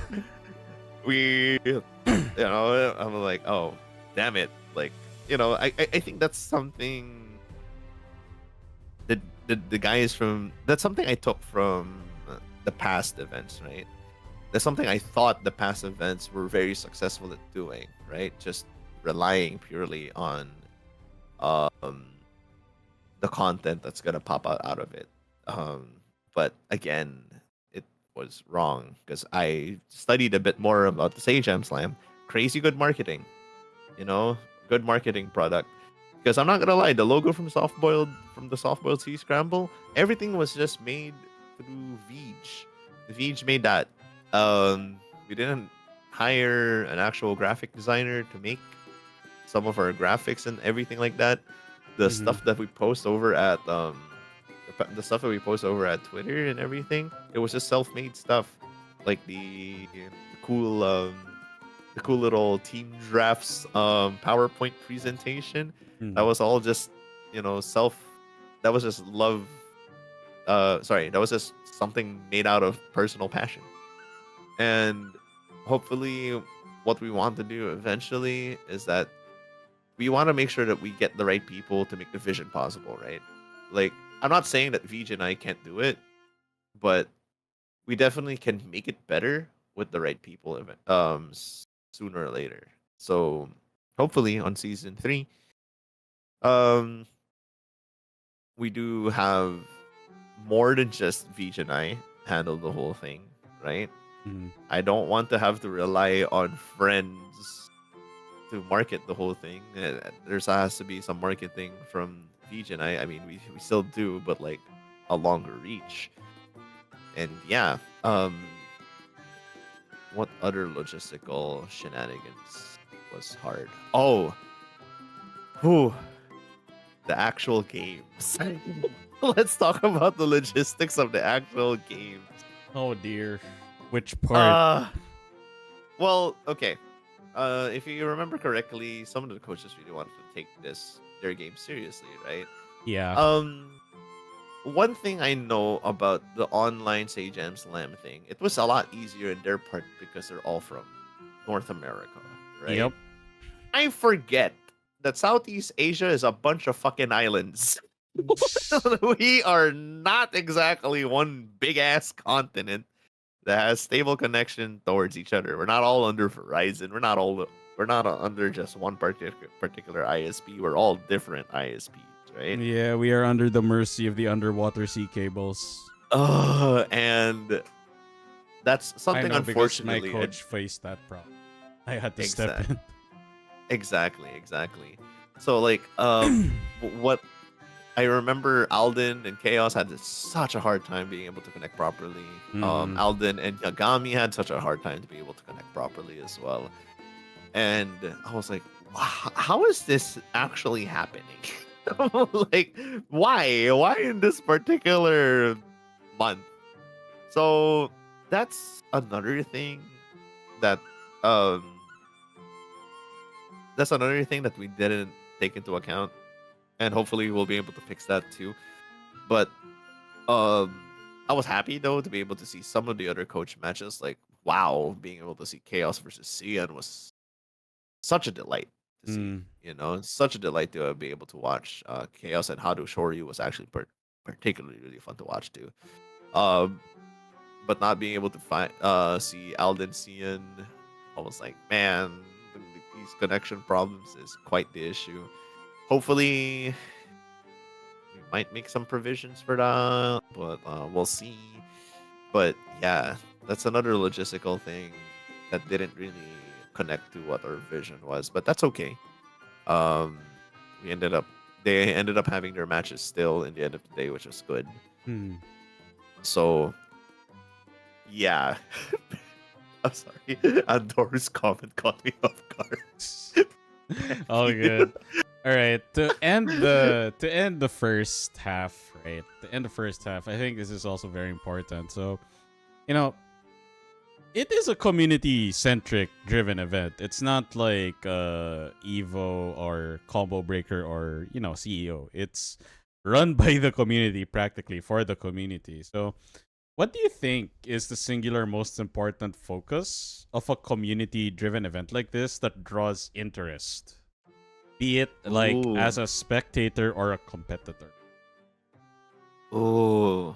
Wow. Okay. Okay. Yeah, I remember reading in this question, and I still don't have an answer for it, but I remember. Um, the focus is little. I think in the end of the day, as much as the fighting game is always the central aspect to it, right? Hmm. And being able to bring focus to that aspect from outsiders looking in, right? But like I think the most important thing to focus on to make these kind of these events successful is to create that camaraderie between the participants, the coaches, the tournament organizers, Hmm. and the community, right? Again, mega shout outs to Street Fighter Philippines to be able to like really help out, like bring out the word and everything, because I am very thankful that they were able to like really catch on to what's going on. Shout outs to Cerebro, shout outs to Andoru, shout outs to Lance, who were able to talk about it outside of our community to Hmm. be able to make this make the vision work, right? Because like again, from that very important video from James Chen, fighting games, right? It's a community game. You know, you can't enjoy fighting game if you don't have a community. And I really think the camaraderie between people who don't know each other, right, is the most important thing to make this work, right? True. And you know, watching a bit of the Sage M Slam from like the earlier iterations of it, right? Sometimes I do notice some teams do tend to fall off, and Yep. that's unfortunate. And that's something that I hope to see like build between teammates, because like I vaguely remember one little criticism that I wanted to put out about the Sage Am Slam was like I don't even remember whose team was it, but I remember Zentrea's team just having such a tough time and not being able to befriend the homies that you're part of a team with is such. I think this is the biggest success of the scramble, right? Is being able to find friendship, the whole sense of community within your teammates and within everybody participating and coaching, Oh yes, I agree. right? Because I uh one one thing that I'm really happy about being able to make it run it through a span of a month in comparison to like the Sage Jam Slam running through probably just a week and a half, right? Hmm. Is being able to see you guys absolutely become homies that you never thought you'd be homies with, right? True. I never thought, right? I never thought that. What I find really funny is like Silas is up in the mountains, and then Goth never knew who Silas was, right? And then Goth ended up going to Ren Fair, which was up in the mountains. Yep. They ended up meeting up, and I'm Hmm. like, this is what the biggest success of the scramble is, because like, man, it's so nice. Like these people that I knew, that's from my interconnected circle, just ended up being friends and ended up being homies at the end of the day. Um, I would have never thought the likes of um I'd say like I would have never thought that Alden would be such an amazing technical coach and make He your is. team shine, right? Hmm. I never, the friendship between you and Alden, pretty cool when I saw you guys IRL just hanging out and stuff and just going on training, doing casuals. I'm like, fuck man, this is the shit that I wanted to see. I mean, I Uh remember also because a little fun fact. mhm, I'm pretty sure the SF6 Philippine community who are in the chat right now, like Andoru and Stratigo, I think they're gonna laugh at this. I remember very vividly one of my favorite moments the in Geek Pop. Like, I remember, and of course, shoutouts also. Like, Blue has been giving shoutouts to the Street Fighter 6 communities. Shoutouts also to the Philippine FGC. Like, mhm. one of our participants and friendos, Bev, had such a good time in the Philippines. She genuinely enjoyed I'm um glad. yeah, she genuinely enjoyed the time and the Filipino fighting game experience here. She really, really enjoyed it. And it's so funny because when she first saw Alden, this is when Alden was just doing casuals, okay? Casuals. Yep. And as someone who was being taught under Alden, I knew already, like, this guy is a chill guy. He's a very chill guy, but when he, like, needs to tell you something like, you could have done this. You could, like, when he has to be a little bit more blunt, he still doesn't drop the whole chill guy facade, Yeah. right? But I was like internally like, there has to be a caveat to this. Like, even I can be chill, but when I'm not chill, I am not chill. Yeah. What is the caveat? And then I see Alden IRL. And then that's where the nickname inside popped in, like, oh, this is Murder Face Alden. He's just doing casuals, okay? He's just doing casuals, like, against fucking Andoru, against Junkie whenever he's not busy, like, moderating the tournament and shit. I'm like, wow, he has a murder face. And then, and then, Alden has a murder face, 100%. yes, Alden has a murder face. And then Bev asked me, like, yo, is Alden okay? Like, why does he look so mad? I'm like, no, it's alright. Alden's chill. That's just how he looks like when he plays. But yeah, but Yoko, he sounds so, like, chill. I thought he was a chill guy. Oh, he is chill. He just doesn't look chill when he's playing. I mean, The juxtaposition of, like, right, you have good defense on your level, Yoko. Like, I think some people on Masters would have difficulty against your defense. You just have to tweak your offense, Alden. And then Alden and locals, I'm gonna fucking murder you. Like, shimmy. I dare you to shimmy. I'm gonna 2MK your ass. Walk. One of my favorite moments, honestly, was like the camaraderie between Miko and Alden. Right? Oh Like, my god. Yes, that one. the fucking the 3-part Gatekeep gatekeeper. incident. That was for me my favorite moment. Like, oh my god, of all people, Alden gatekeeped into fucking winning it was Miko Pod. It'd be so funny if you actually end up gatekeeping someone, and then next thing you know, it was actually Miko Pod from the actual tournament. Just to give you guys a bit of a quick recap of what happened.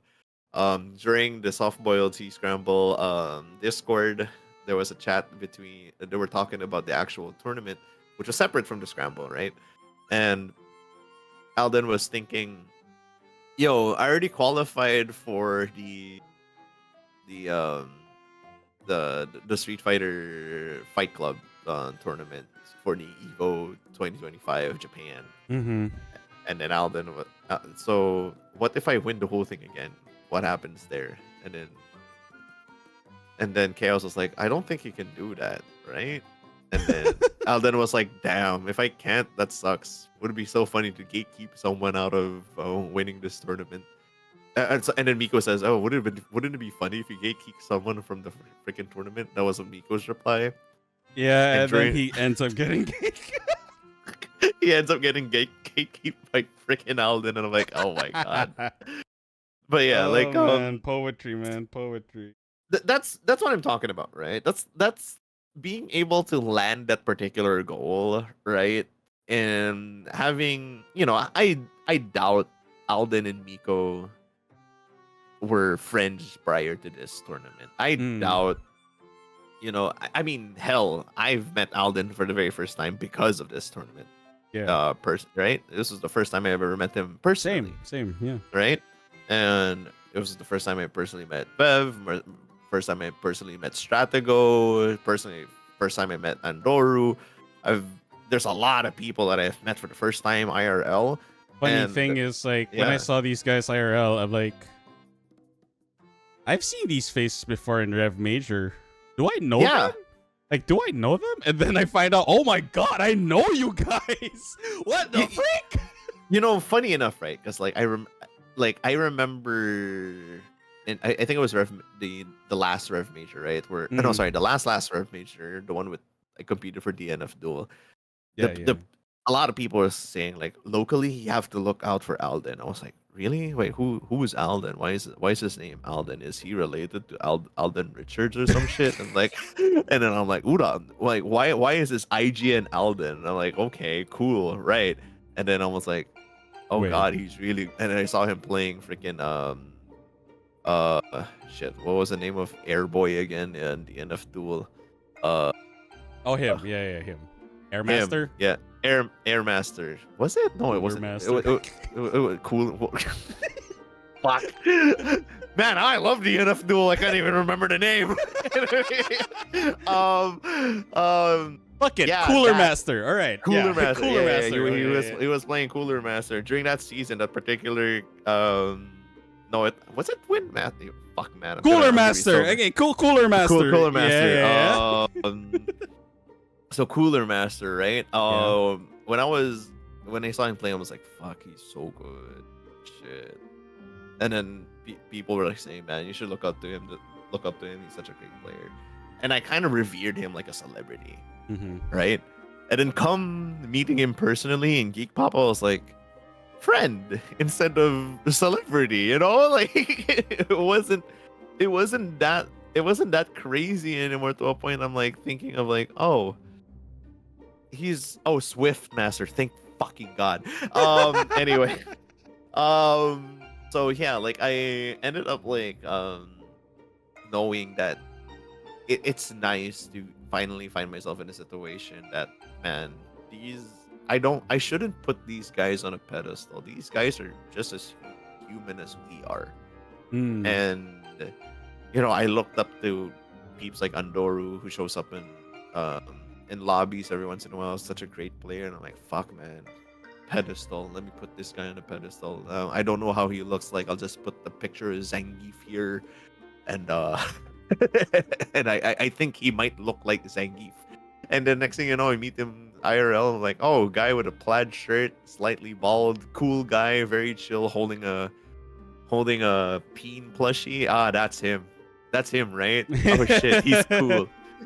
Oh shit, he's cool. And then we hang out like outside, having a little bit of a smoke break. And I'm like, my people. My Like, people. oh, Stratico also outside here too. Yeah, my people, 100%. Like, so it's also nice to like not just think of them, because back then it was always me thinking like, shit, top player, celebrity. I I will look up to you. I think I don't want to do. I mean, sure, I'll still look up to their skill, but like I want to see them more as friends. And it was nice to have such amazing players to be just nearby, because back then the Rev what's the word I'm looking for? The Rev experience, right, was just hang out with a bunch of dudes that were already in our immediate circle, right? Because like the last Rev Major we were together in RA, we were just the homies, just being homies, right? Yeah. We weren't Just interacting within the soft boils, yeah. exactly. We weren't interacting with Alden. We weren't interacting. Like, with I think the highest we Andoru. ever, like, Mhm. I think the one person that we kind of knew personally because he hangs out very often is Anifaz. And Yeah, like, Anifaz Anifaz. is really fucking cracked. Yeah, 100% for Tekken and SoulCal. 100%. But like, we've never reached to a point that we're actually spreading ourselves very wide to the local Yeah. community. If And anything, it's kind of odd. Like we're more familiar and warm, I guess, towards people outside yes, of our scene and country than we are to those within our country and scene. Like, it's very weird. Not to say that it's bad, but it is weird. and I really find that very nice. You know, like back then, we're like, wow. I think our mentality back then is like, we'll keep to our lane. Yeah. Not We're maybe a little bit of fear, but more so like out of respect, I think. yes, Right. yes. But now, like, man, these people are people, and Not just that, they are pretty chill. they are very. I fucking love the Street Fighter guys, dude. Holy shit. I mean, on Um, one end, like Andoru, best geef in the Philippines. You're like, yeah, I don't want to fucking mess with that guy. You meet I him don't wanna IRL. Okay, never mind. Never mind, he Never cool. mind, he's cool. Funny penis guy. Funny PP guy. Yeah. Funny PP guy. Oh my god. Like, even I remember the first time I met Veej, right? I wasn't as close to him to it was on Hilltop. You know, I was just hanging out more with Emil that time. Mm. Veej was so, you know, I was like awkward, you know, awkward turtle, and the next thing you know, like, wow, Veej is a very, very fun guy to hang out with. Like, fuck, this guy's so funny.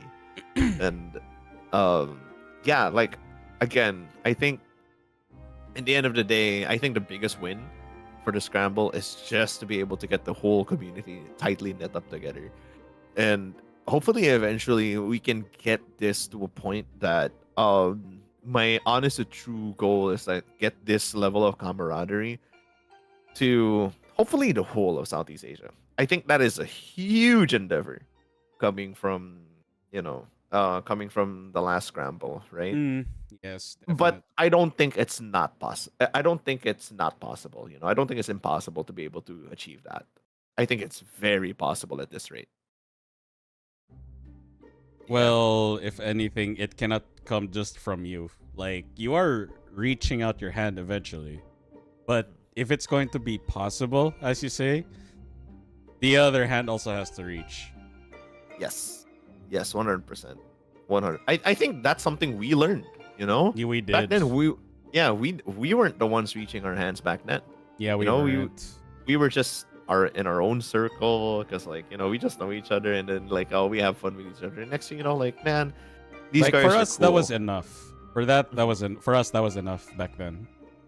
Hell, one of these days I actually plan to go to apparently Street Fighter Philippines has like these almost quarterly trips to Bulacan just to show up at Junkie shop to play some Street Fighter, and I'm like, you know what, that sounds like a pretty neat idea. Damn. And they all carpool, so I'm like, you know what, I'll just hang out. Why not? You know, why not? Mm. You know, just get ourselves more involved. And I think in the end of the day, like, when people say, right, that locals is the place to be, the energy that you get from the community is the place to be.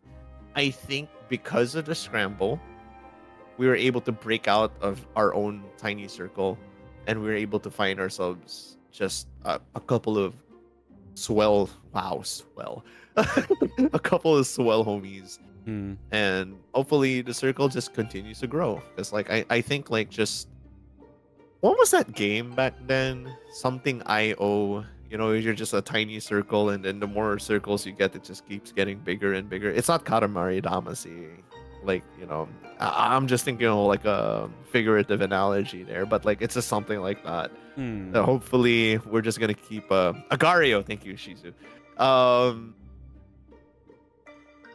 Hopefully it does reach to that point, because, like, I think as content creators, right, we're stuck in our circle as content creators. Eventually, considering that we're also putting fighting games into our content, I think it's very important, and I think it's the responsible thing to do, to even reach out even further and make the circle even bigger, because I'm sure there are a lot of people out there struggling, trying to enjoy this particular genre of video game. trying to get themselves into said video game. Because the point of this is, you know, Sejam's goal is to show that no matter what skill level you are, you're having fun with the game. Yep. However, that's a lot harder to pull. That kind of goal is a lot harder to pull off in Southeast Asia, simply because, again, there's not much insane amount of content creators to the same volume as how Sejam Slam pulled it off, right? Not just How- that, but also C. The first thing people think about C is usually MOBAs. Yes, exactly. And being able to try, you know, I think it's about time that I think it's responsible to think that aside from us, reaching out and having our hand out, right? We have to. I feel like the next step is to grab as much hands as we can, to those who are willing to have their hands out too. And at Like least how we did. try. I think the important thing also is to at least try. 100%. Because you'll never really know how many people are actually in the same mindset as you unless you try. Like, on one thing, there's nothing wrong with being satisfied with what you have. After all, like, like, such responsibilities not everyone can handle. That's totally fine. But when there is someone who is willing to do that, like, the least you can do is try to help them out. Exactly. Like, you may not give too much attention to even something like Sejam Slam, right? Or Raccoon Cup. But when someone in your local is trying to do the same thing, the least you can do, even if you're not going to participate, even if you're not going to even watch, the least you could do is, like, get the word out. Yes. Like, hey, did you know that there's this person in our community that's trying to do this? Like, you are one person and you are not interested, and that is totally fine. There's nothing wrong with that. But just by saying that, you could have gotten like 10 people that you know. Maybe a half of them are like, hey, I was waiting for something like this. And that's already 5 people that you've already invested. What's 5 people? That's right. 5 people are enough for one team. Exactly. And all you did was, like, I'm not invested at all. I'm not going to watch this. I'm not going to participate. But all I did was like, hey, I mentioned this. And oops, looks like I got people interested. Even something as small as that. That's definitely something I want to see more of, because we kind of did it with the scramble for sure. Yeah. So I think that's the best way to answer that question. Yeah, for But- sure. All right. That is the end of the first half. I know it took long, and honestly, I did foresee it because, to be fair, Yeah. the first half was more really of like setting the piece, like Yeah. everything like leading up to it. Because the rest, I think, are they're more directly tied to just the scrambled itself, really. So there's not much like context to be added for that. But yeah, the first part really is to lead up to that, because what we just discussed right now are really important Yes. to understand the whole scrambled. Like, just everything we mentioned, it's really to drive the point home that hosting something like this, even on a conceptual level, is a lot harder than it sounds, especially given that it was practically run by just Blue and Vij, and eventually all of the extra hands that they got after round robin 2 in particular. Right. Yeah, brief 10-minute intermission. So yeah, those in chat, if you want to ask anything related, please feel free to ask now. Yeah, go ask some questions. If you guys have any hot questions, I may or may not answer. I may or may not answer. There are things that I would like to keep confidential when it comes to Oh yeah, of course. when it comes to the event. There were not gonna lie, there are things that are super super confidential that took place, but like I'm not allowed to like speak for them regarding about it. But it is a thing. But yeah, feel free to ask question. This is answer question and answer portion with chat. Yeah. Yeah. All right. We got a question from Daru. So basing for your answer so far, are we expecting a part 2 of this event? Yes, season 3.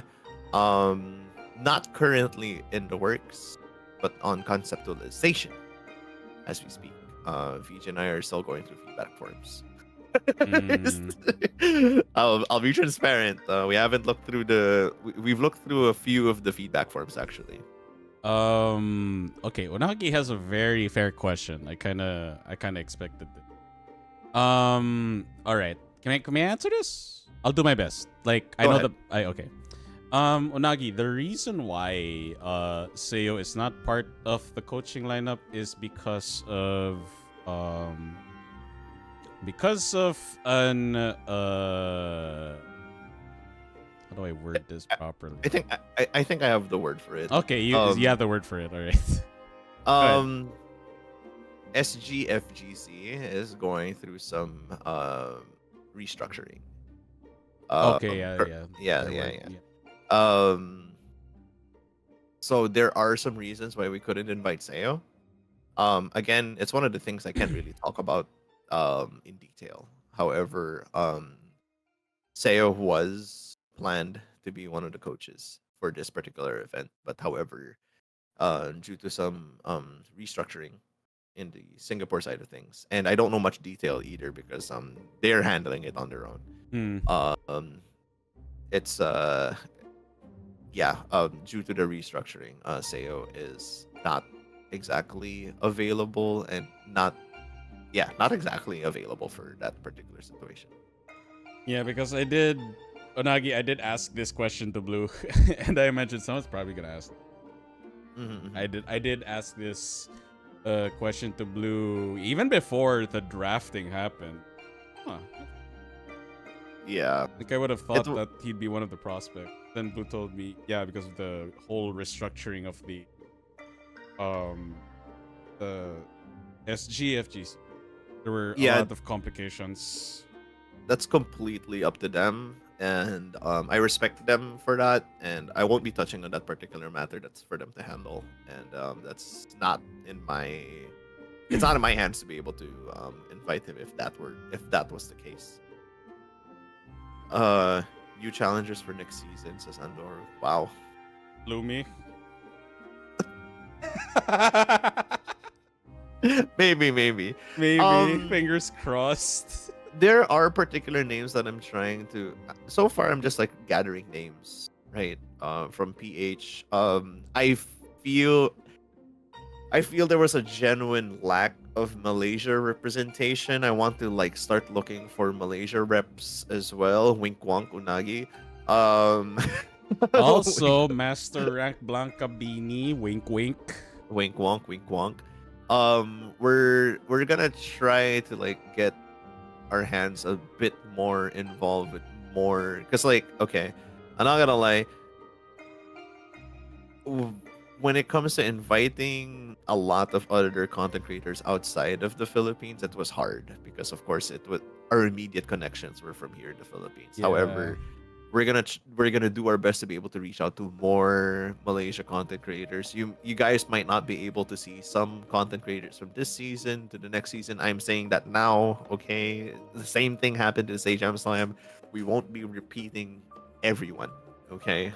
Yeah, realistically, that's not going to work. Well, not even work, but just happen. Exactly. We have to we're definitely gonna try to look for prospect content creators. If there are names that are not from our circle that I've been thinking about, there's this content creator I've been really looking into.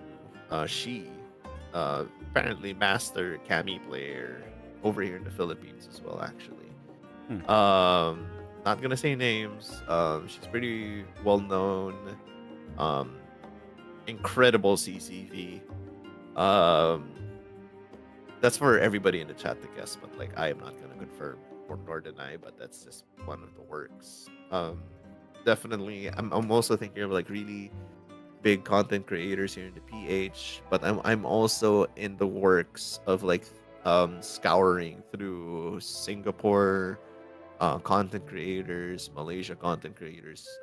Vietnam is a hard call. Chaos has been telling me like Vietnam's content creation space is very very tiny. Um, Indonesia definitely in the works as well. Some other parts of Southeast Asia that I'm having a hard time. Like I don't have homies in East Timor, so if there's anybody who's from East Timor, let me know because I want to make sure that every part of Southeast Asia is represented. Hopefully in the next one.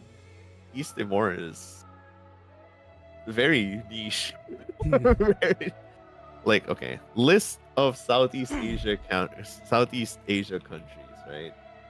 Let's see what we have. Yeah, we don't have Malaysia's definitely up there. Malaysia's up there. We don't have homies from Cambodia. We don't have homies from Brunei, from Laos. We have homies from. We have representation from Thailand from the last season, for commentary at least. Myanmar. Wow. Okay, I got a lot of work to do. That's 4 other countries that I haven't. No, sorry, 5 other countries that I haven't like really touched base yet. Yeah. Um, Brunei, Laos, Cambodia, Myanmar, and East Timor. But rest assured, we already have, um, content creators from Malaysia, Indonesia, Thailand, Singapore, and Philippines. And Vietnam, and definitely Philippines. So yeah, we're really trying to expand eventually. It's gonna be harder for the other countries. That's definitely for sure because like from the last season, we only had 1 representation from Indonesia. I was surprised to how we weren't able to get get more from Malaysia. But we're definitely working on that. Oh, Shizu is asking, how did y'all feel about the 4 week schedule this time around? Ooh, yeah. Okay. First and foremost, right? The reason why we wanted to do it 4 weeks is because, in comparison to the Sage Am Slam, right? The reason why they are able to pull these kind of things off because everybody they get are full-time content creators. Oh, yep. Southeast Asia, we lack those. We severely lack full-time content creators to be part of this particular event. The only way to make it possible is to get the content creators like myself who really do this as more of a gig or a secondary kind of thing. Because like I'ma be real, okay? Everybody we invited for this event has day jobs. Everybody from the Philippines, Malaysia, Indonesia, Singapore, all of us streamers, 80 to 90% of the streamers of this particular of Southeast Asia definitely has a day job. So being able to do it for 4 weeks is the only optimal way to do it during the weekends. Hence why it's a 4-week thing. And I genuinely think it's a better I'm sorry, Sage. I'm okay. I love you. But like having to make it run its course throughout a full month feels very optimal simply because there's more camaraderie involved. There's more time for people to invest on it, right? However, and there's more time for everybody to train and everybody gets to see like large improvements throughout the weeks. We also get more training streams in. So yeah. Actually, Yonagi has also a good point. Yeah, the Software Scramble also coincided with the Chinese New Year, so yeah, like oh dear. Yeah, we again, that's something definitely that VJ and I are taking into account, like holidays happening throughout the month. Funnily enough, VJ and I only accounted for Valentine's Day, so we're sorry for our homies, our Chinese homies. we didn't think about that, but we're definitely gonna make sure that the next particular seasons will be holiday friendly. Yeah. No, Daru asks, for someone who might hold their own event in the future, may know how hard it is to manage an event. Oh, I'm not saying shit. This is your department, Blue. Daru, listen, okay. If you have the will, you will make a way. All right. It's not about how hard it is. It's about how much you want it to happen. Because I'm not gonna lie, it is extremely hard. Okay, the sleepless nights that I had to go through, the amount of streams that I had to do to help promote it, the reaching out to sponsors, to help sponsor the event. It's a lot of work, but trust me when I say yes, it's hard. However, if you plan to make something like that and you really want your vision to happen, you gotta expect to do the work.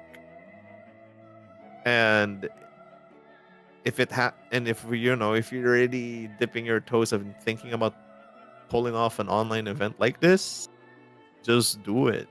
If you really want it to happen, that's a thing.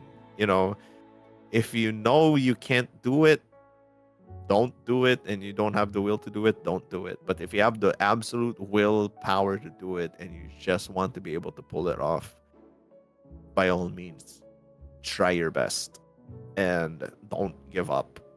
Trust me when I say there were many times I could have just dropped the whole damn thing, but I did now. If there is one thing I'll also pass, this is not just the fighting game tournament related, but really for anything big or momentous as this, it really goes, right? And I think Blue will definitely agree with his experience with this. If you fail to prepare to fail. Exactly. 100%. So if 100%. You are prepared that things will go wrong, you're already a step further than when most failed events actually fail as their last failure.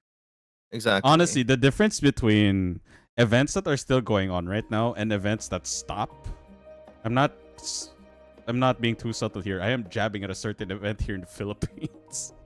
The big difference really is that they did not learn from their mistakes, and they did not prepare at all for any hiccups. They did not.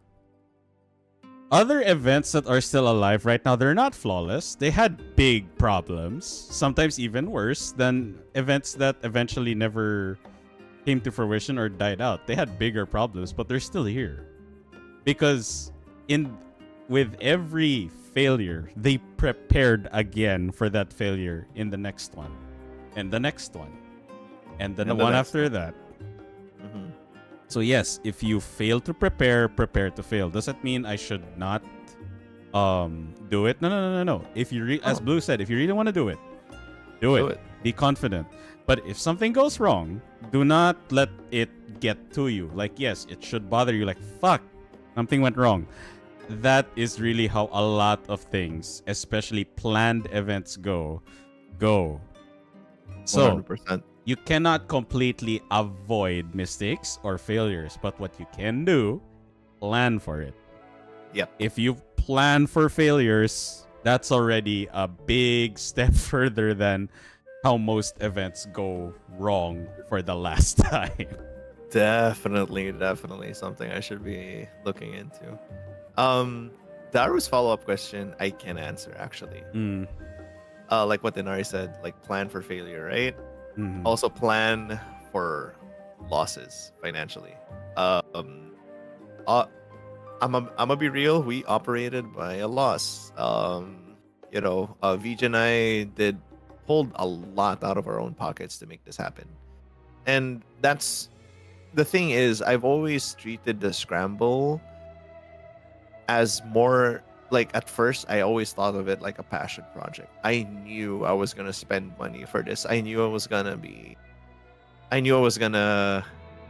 operate on a loss. 100%. It's a first event of its kind that has ever happened in the Philippines, and usually a first event of every time when you say a first event of its kind and you put quotation marks, you are going to operate on a loss. And that's fine. That's genuinely fine, as long as you don't end up being broke. And I'm fine. I'm still financially okay. All right. Don't everybody please don't worry. I'm financially sound. But like the best thing to think about is like when it comes to planning stuff like this, right? You have to think about how much you're going to end up spending, the budget behind it. Think of a budget of how much you think you're gonna end up losing. Like think of it like this. I think about like you're going to Pop Mart. I'm sorry, this is the most relatable thing that you can think about, right? That's fine. All right, this is the most relatable thing that a lot of people can think about. You're going to a store with a plan in mind, a Pop Mart, and you want your blind boxes, and you're sure that you want all of the boxes and all of the figurines that comes inside of it, right? You're prepared to pull out that much amount of money because you love what you're doing. The scramble, however, was basically sorted the same thing. I wanted this to happen. I spent money on it, and that's something I knew from the get-go that's going to happen. You can't expect these to eventually, whenever let's say like the scramble does end up being a bit more successful, it would be nice to break even, it would be nice to profit. However, prepare to take a financial dunk, but make sure you plan that ahead, because I personally think I was able to plan out things financially sound enough to some extent. Okay, like sure, it's okay, but I wanted this to happen. Vij and I wanted this to happen. But keep going. I'll just pee. Okay, go ahead. And I think in the end of the day, it's you are going to operate in a loss, and that's completely fine. Just make sure that you're ready for a budget for that. But yeah. Chat, if you guys have more questions, feel free to let us know. I'm very much happy to answer questions regarding the scramble today during an RE stream. Hope y'all been having fun with Monster Hunter though. Hope y'all... I've been.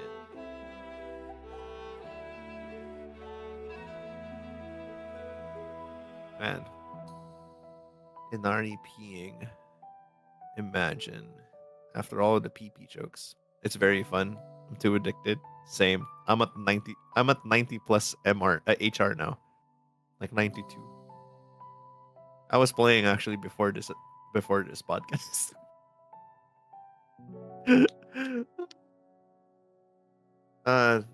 That's a lot to fuck up, huh? Well, thanks for the questions. I can now imagine how hard the event is for you. I mean, it's hard, but it's not something that I'm unhappy about. I'm very happy about how it turned out. I'm very happy when it turned out, and I genuinely felt like everything, all of the sacrifices, all the time spent, all the money spent was well worth it. And like a lot of risks. Yeah, when it comes to making events like this, you just have to really think. There's a lot of risk involved. And I saw Inari's model move. You're back? Yep. Okay. What did I miss?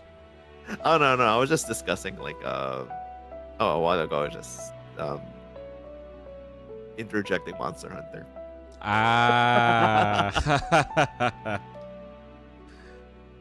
I figured. Okay. All right, that's a good segue though, actually. Like sharing your whole thoughts on what it's like to host an event and trying to give advice to Daru for planning one, because phase 2 now of the topic, it's really the meat of the topic now. The first question is, what was going through your mind a few weeks prior to the event? I think this is really Oh wow, okay. Inari, when I was reading through this, I was like, there was a bunch of here. Like, I'm gonna think of the answers on the spot because, like, fuck, some of these questions are really pressing in a good way. Yeah, I figured. That's why I asked them in the manner. Okay, it's a great transition because I knew for a fact that I was gonna lose money from this. I knew I wasn't gonna be like, man, I'm gonna spend a lot of money for this, right? And again, that's completely fine. I was thinking about like, oh, we're gonna have to end up giving homies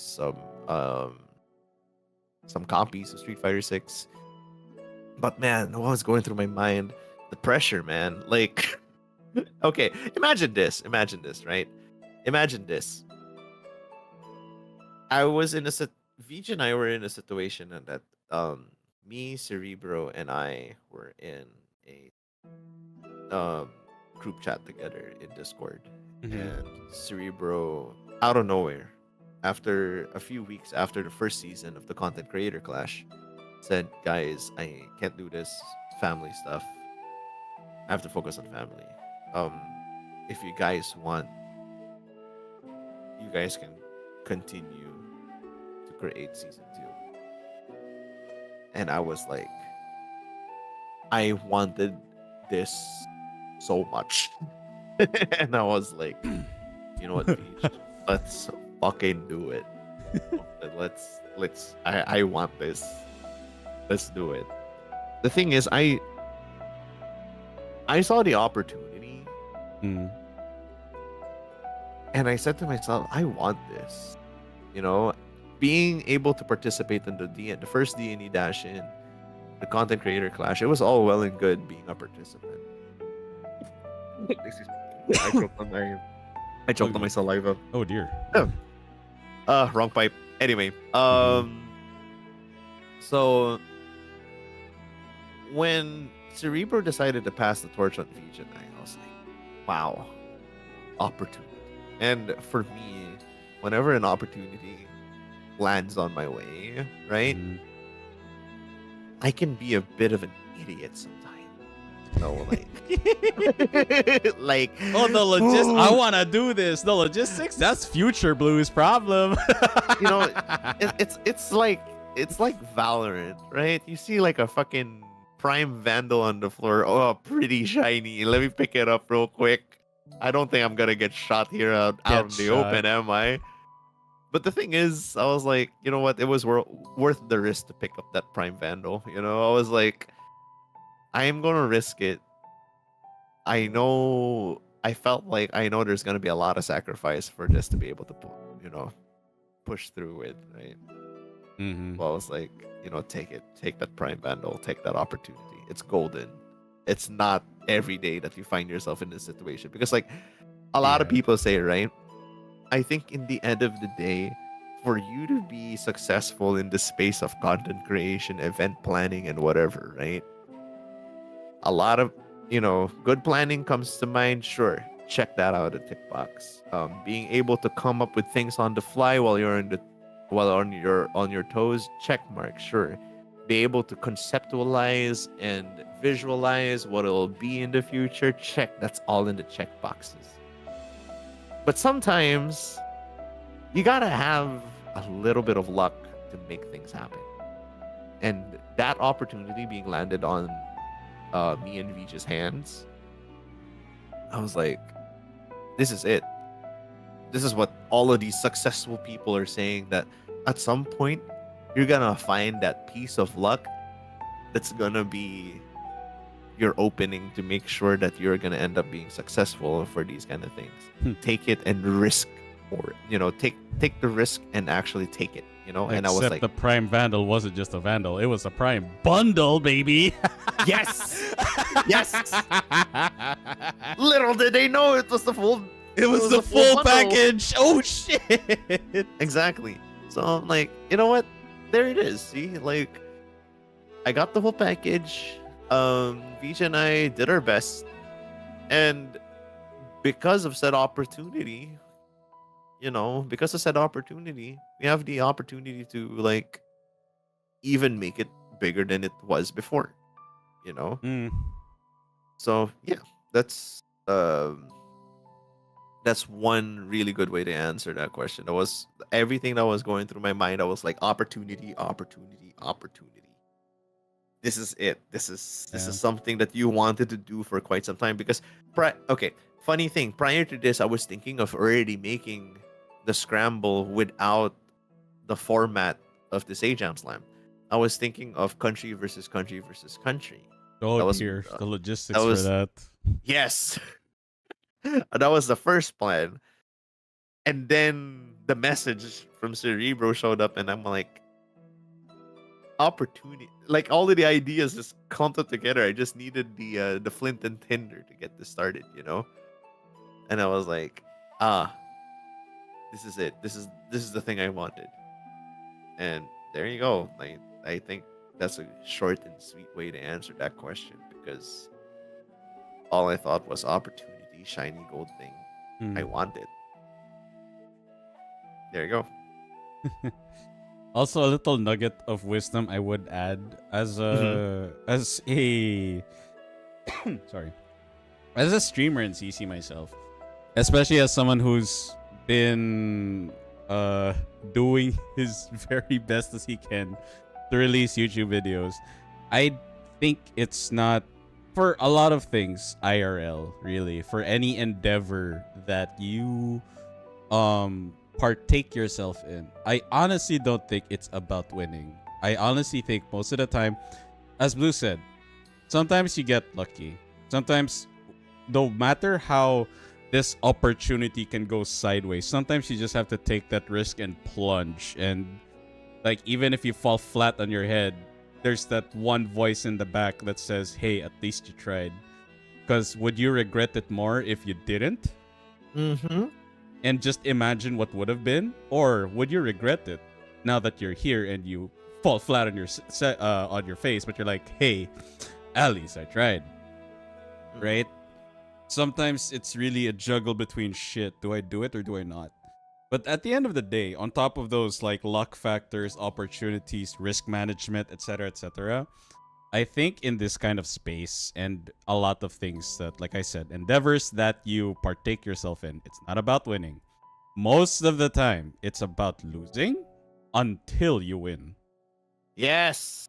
It's not 100%. about like, yes, I got my opportunity. Might not be your first and last. Might be your first, not the last. 100%. In a good way? I never said. Mhm. Exactly. I So mean, yeah, like I said, you're if you'd be really lucky if your first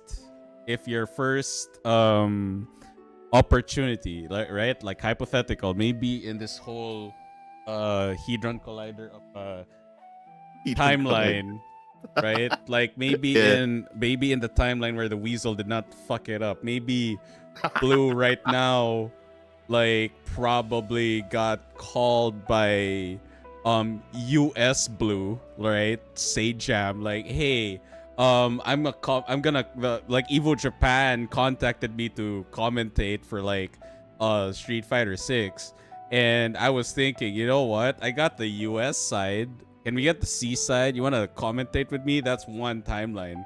And in this timeline, because this event wasn't exactly perfect, like the foundation is there now though. Like Blue and the team, right? You are forming a team, right? Not just two people. Yes. Right. we So we already this have someone in marketing. Don't worry. good We're job. So getting yeah, there. see, like I said, this team now is gonna make the next one even better. So yes, in one timeline, all it took was one opportunity, and Blue landed it, luckily enough. But in this one, it's gonna take more than just that. But yes, it's really about losing again until you finally get that one win. And sometimes all that one win is all you need. Sometimes more, but either way, it's most of the time lose until you win. You know what's funny? That's literally fighting games. Yeah. That's literally like, That's literally fighting games, dude. when are you gonna start getting hit? They don't block. Finally. Literally fighting games. That's why I fucking love it. It's literally life in a video game. It's Yeah, life simulators. I love you, Goth, but that ain't it. You want real life? Play a fighting game. it's not about winning. It's about losing until you win. Until you win. That's Yeah. alright. All right. Um, Next question. Right. Next question. And we're still on the topic. Okay. What were the biggest hurdles or problems you immediately knew it would come up as a problem, but you were confident that you could resolve it when it came to me? Okay. Funny enough, I think I already talked about this, right? Like the no shows, right? Because Yeah. we already had the whole You had contingencies. yeah, we had contingencies for it already. That was it. Mm. That was basically it. The thing is, we never knew that there were bigger problems than that. I'm gonna be real, like, yeah, dude, you're like pest control, and you're like, okay, I got a fly swatter, and then you're like, wait, okay, how many? A lot. Oh, oops. I only brought one. Oops. like, okay, I want to give chat the perspective of how huge it was, right? Like how huge of a problem it could it could have been, right? Like, think of it this way: you go to the grocery, you have a grocery list, right? You have the perfect pasta that you want to end up cooking for the night, and you have the ingredients. Go to the grocery store, you're lacking. You find the noodles, check. Couldn't find the sauce. You can't find the ingredients for your sauce. You can't find the ingredients for your cheese. And you're like, oh, fuck, am I just left with noodles? So, what do? You find a substitute, right? You find the substitute for it. And that's great. Okay, cool. Next thing you know, you get home and you got your tomatoes to make your red sauce, right? But the thing is, you were so much in a rush because you wanted to make this meal tonight. You realize the tomatoes are rotten. And they're like, what? Fuck. Like, wait. My pasta.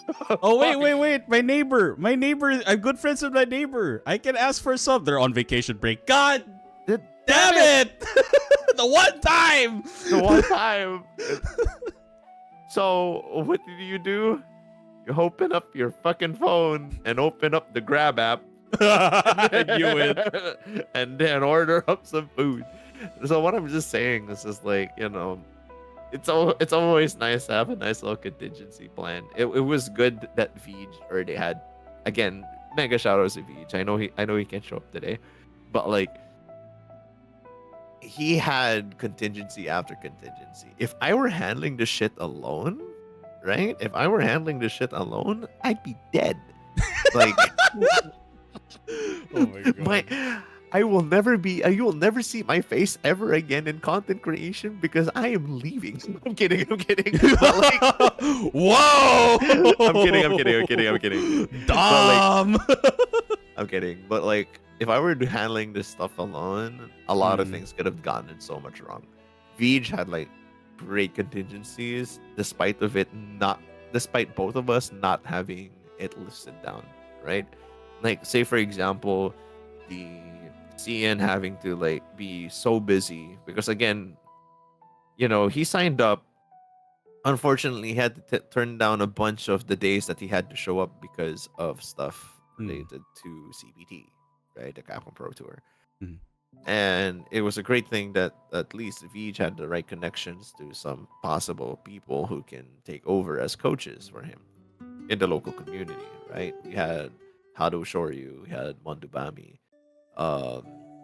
take over for some coaches who weren't able to show up, like Cian and Junkie. At least at that point, we knew that we had homies who were really good at the game and who were very much capable of coaching too, even at last minute's notice. So at least, despite of having Rotten Tomatoes, we did have a neighbor on the door next to the right who had fresh tomatoes lo and behold, we ended up having that pasta we wanted. You know, lo and behold, we ended up having the pasta that we wanted.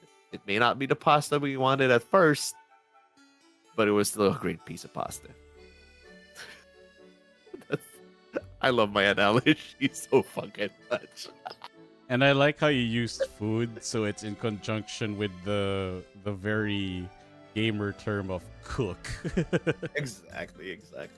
You have no idea how many times like Vij and I were like, we're like coming up with ideas and everything, and then the first thing we always say like, Vij just like, yo, Blue, I have an idea for this, and I was like, yo, I got what you mean. Let me cook. And then I'm like, Vij, I have this idea for this and that. And it's like, Vij, oh no, I got you. Let me cook. And I'm like, all right. That's always it's always let me cook between Vij and I, and it's just so fucking funny. My God. We were cooking this whole time. We were always in the kitchen. But the best part is that we barely could tell just how how the kitchen itself was in danger. Mm-hmm. We were on fire in a bad way. Like literally, there are sometimes like, okay, this food could be better, but hey, this is pretty good. And if I could look at the kitchen, why is the kitchen on fire? And why do I hear? Are those screams coming from the kitchen? Wait a minute. Oh. And then you can imagine Vij and I just staring at the kitchen on fire. And then Vij is like, I'll be back with the fire extinguisher. And I'm like, okay, I'll point at the base of the fire. I know how to handle a fire extinguisher. But all is well. We were able to douse the fire. The bulk, at least. Speaking of fires, what is a subject or issue oh my not god expect would be a problem? What was actually a problem that demanded your attention? These questions are so hard. I know, right? Okay. But it's really important so that history doesn't repeat itself. You're not wrong. It was an issue subject I did not expect would be a problem. But was actually something I had to pay attention. Yeah. Man. You know what? No, I don't. Let me no. inform me. Okay, how about this? Honestly, the thing I want to give as an example is a little confidential. However, I'll try to talk about it in metaphor or in analogy, right? Think about it in day one. Team drafts. Okay. Let's say you already have all the ingredients that you wanted, right? You have all the ingredients that you wanted for your pasta. Let's go back to the pasta analogy. It's so good. Fresh tomatoes have been squeezed. You made nice little tomato sauce. Your Parmesan cheese is already well grated and everything. Now it's time for the meat, right? As you ground it, you fail to realize that your meat grinder was pointing towards the floor. Oh dear. It's pointing towards the floor. Oh dear. Literally the worst thing that could happen. Some of which fell on floor. It's a good thing you noticed after. Like, this is weird. This is not a tomato's worth of tomato paste. What happened to the So yeah, I was surprised because during streams there are things that you don't expect that would happen. Okay, because the best way to talk about this is that having to deal with 20 plus people, you have to always remember that these are still people. Some people are still very, some people have their own ways of dealing with particular situations. One thing I did not expect is how to deal with um how to deal with sudden outbursts of possible emotions or possible things, and how they could react to things that I may have thought that may have been very um what's the word? Uh that may have been sensitive, right? Mm-hmm. Like I there were things that may have happened throughout some of the streams that were not really um up to par to some of the participants, to some of the coaches and stuff like that, right? Yeah. Um I never really thought about, like, man, what if they reacted differently to what we're thinking about right now, right? Mm-hmm. Maybe one example I could probably pull off was the rule set change that had to go through during, was it RR2 or RR3, when Alden and Yagami had a bit of a disagreement with some rule changes that we had to do on the spot because of things, because of like disagreements. I think the argument was very much called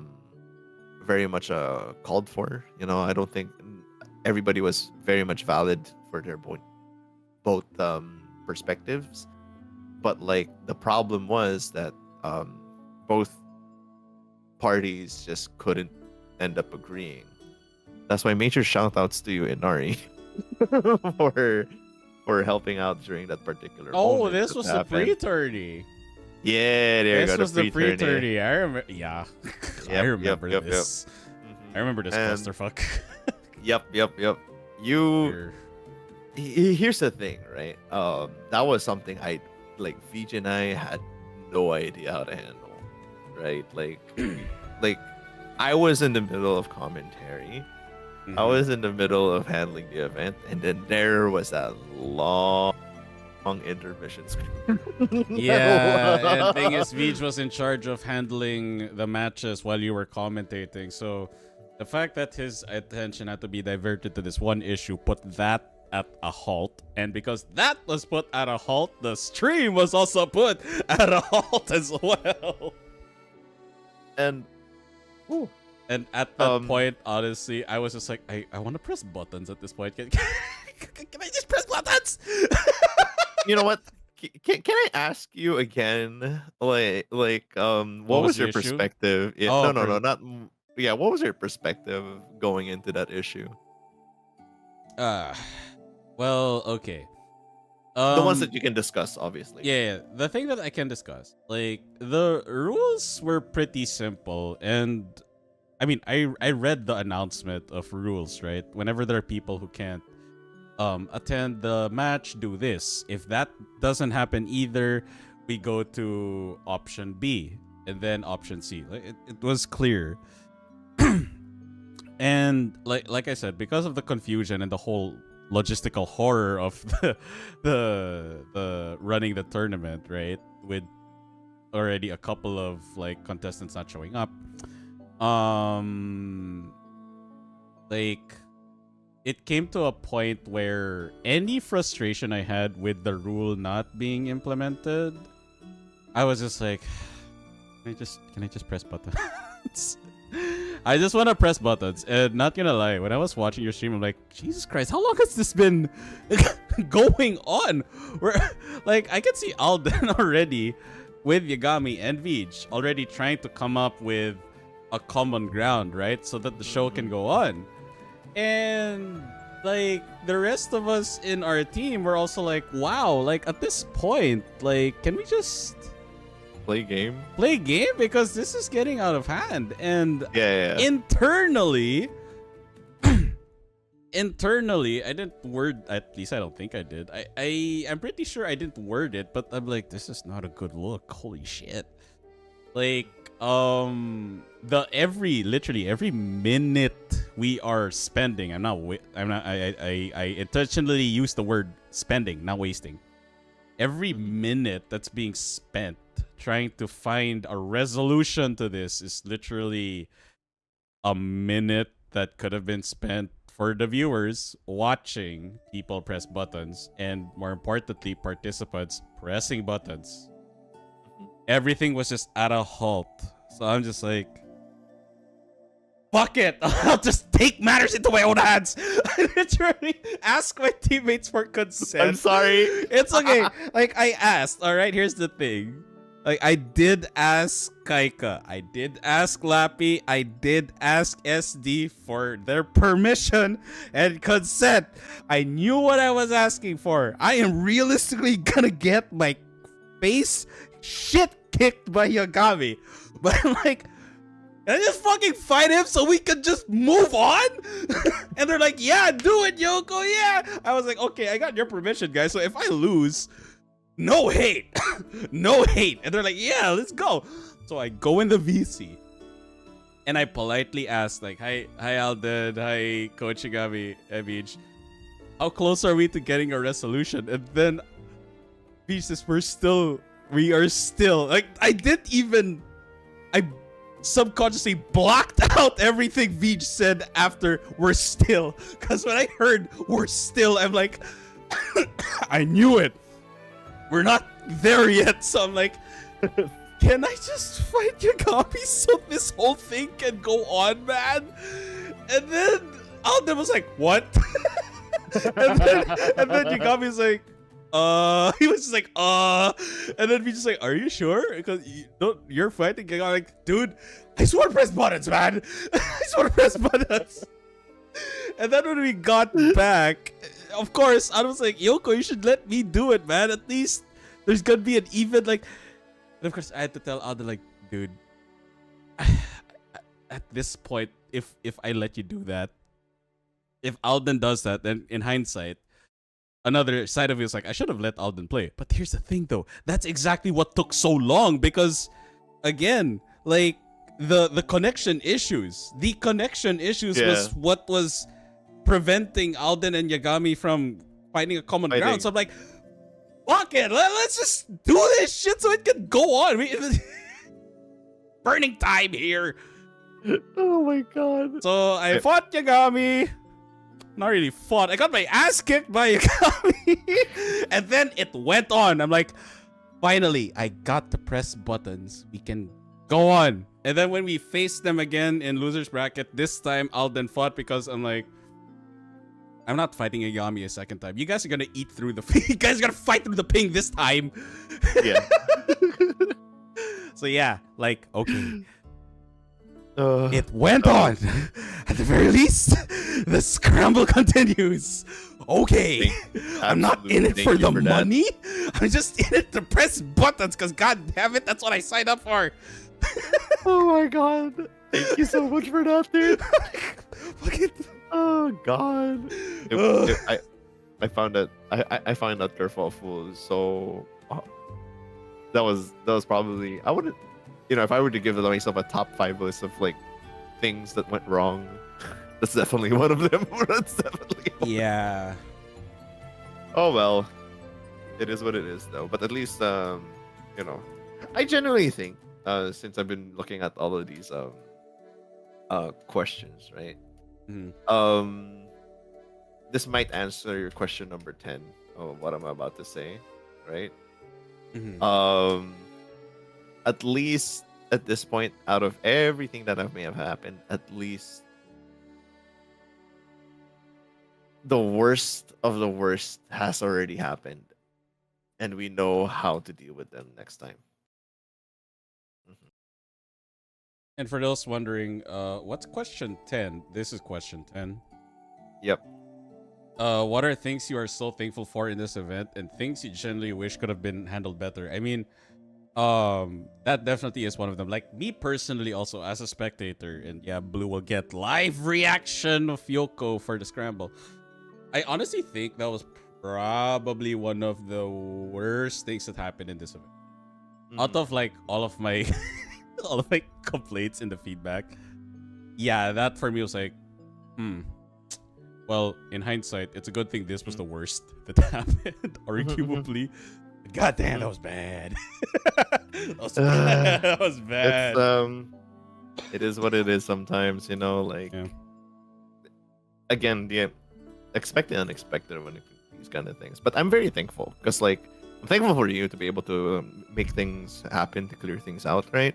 Mm. But like, I'm very thankful that at least the worst that could have happened already happened. You know, there's like what they always say: when things look a little too down, there's nowhere else but to go back, except up. Yeah, true.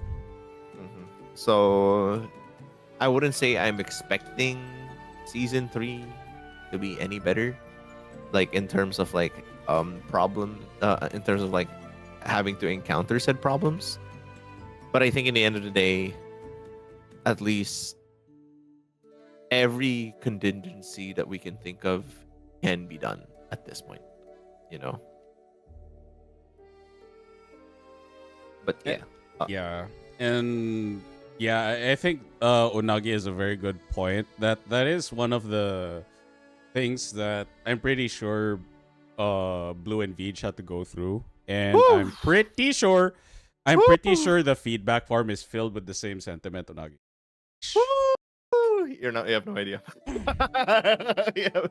I'm pretty sure on top of like connectivity issues or scheduling, I think this one was the this was the one that got a lot of mentions because I'm like, oh dear.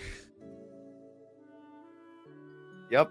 Because even as a spectator, you'd think that why would a spectator care? Doesn't that mean that haha, like my competition is like out? Like no, doesn't. Nope.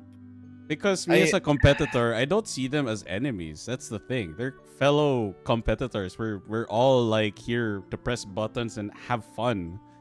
That is something I'm not sure Blue caught in my streams, but whenever Alden talked to me, Kaika, Lappy, and SD, his emphasis was always about having fun. Whenever Lappy was struggling with learning Rashid, whenever Kaika felt down because she had to go abroad, her PC issues, and then when she finally got back, she lacked the training time that I did, SD had, Lappy had, and she lost a couple of games. She eventually got better though, but yeah, her first few games were clearly she lacked the time. Alden consistently encouraged her to like, you know, like losing is part of it, but did you have fun, right? If you have fun, then it's still a success, it's still a win. And knowing who you are fighting and learning like who you're competing against, and honestly enough, the rivalry and camaraderie with your fellow competitors is part of the experience. I mean, yes. Like Cyan and I go way back, and because of my first week, I inadvertently unplanned even Aldo was like, Yoko, you have a big target on your back right now. I'm like, fuck. I knew that, and I'm like, I didn't plan for this. And the thing is, Cyan told me like, Yoko, like, buddy, homie, you're my demon in this tournament. Like, fuck! Like, I kind of knew that would happen, but like, god damn it.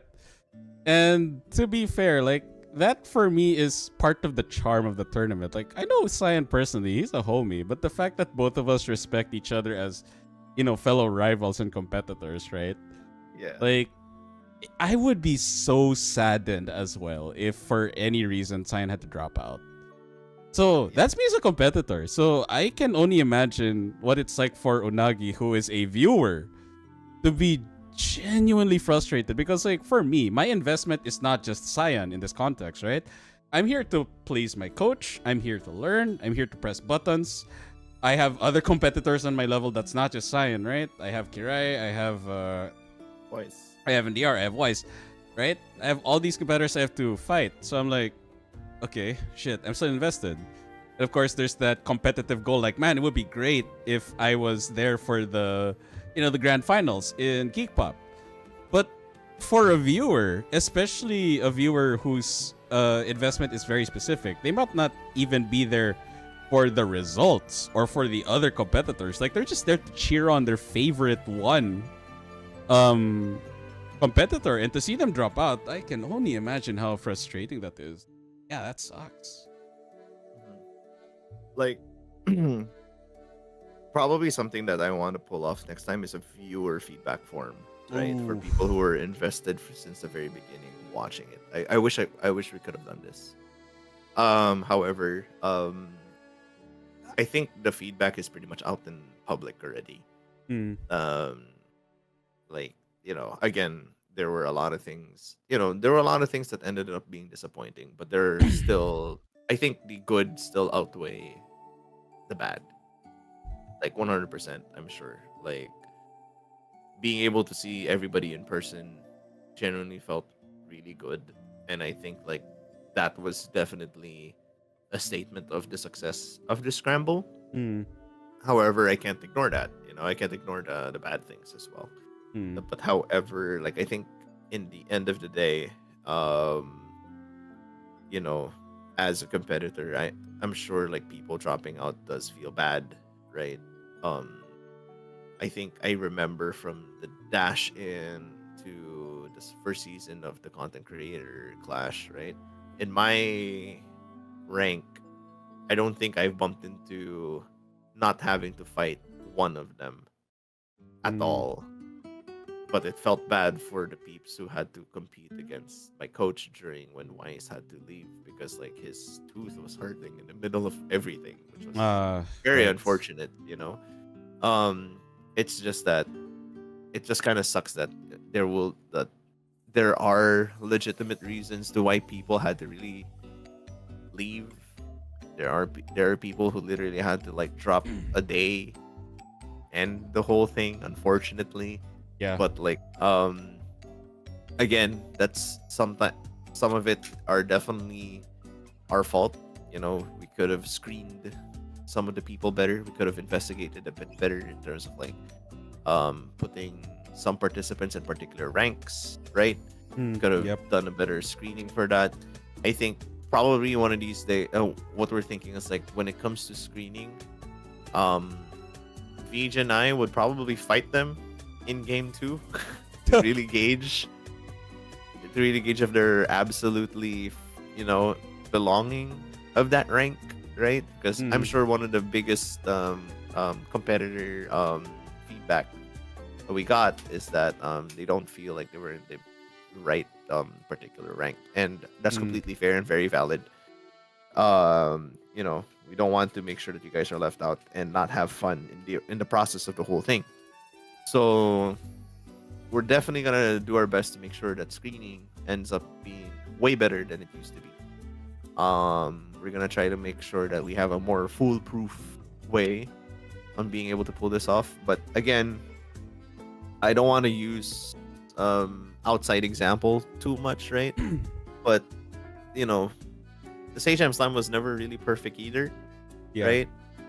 And it's not my personal goal to make it as good as Sage Jam Slam. It would be great if it was, but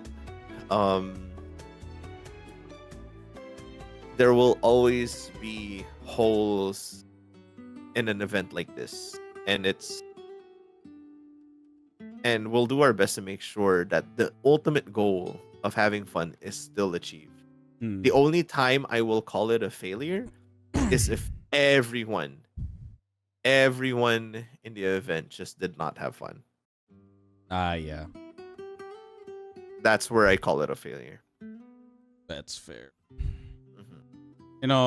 Like also speaking from experience of like risk management and risk assessment, if there is one lesson that I take with me for a lot of things that I do, the time spent preparing for something is inversely proportional to the time you will feel the bad effects of something going wrong.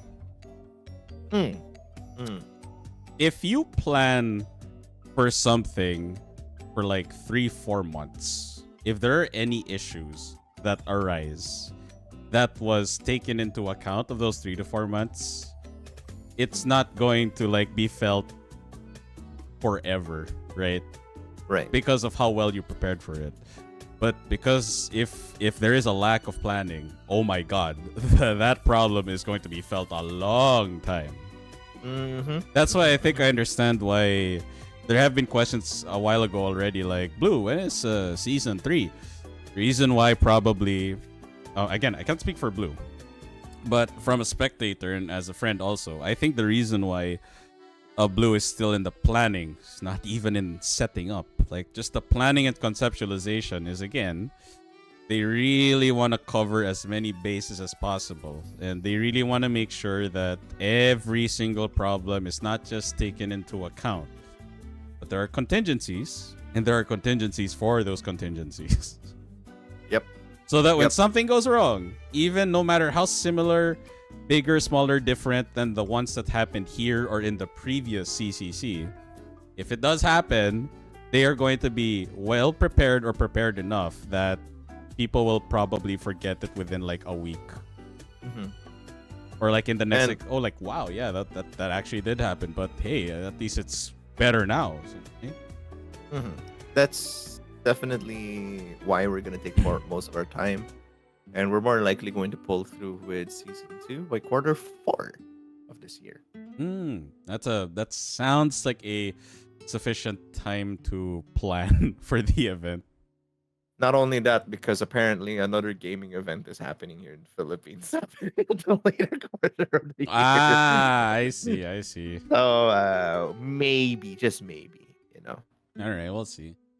So switching on a more positive gear, right? Let's move on to question. This was supposed to be question 9, but technically this is question 10.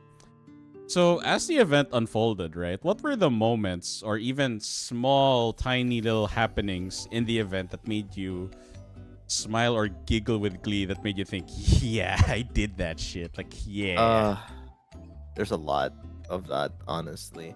Hmm. I think one of the best mini happenings was actually from a crisis. I think it was during the event itself, the main finals, right? Oh?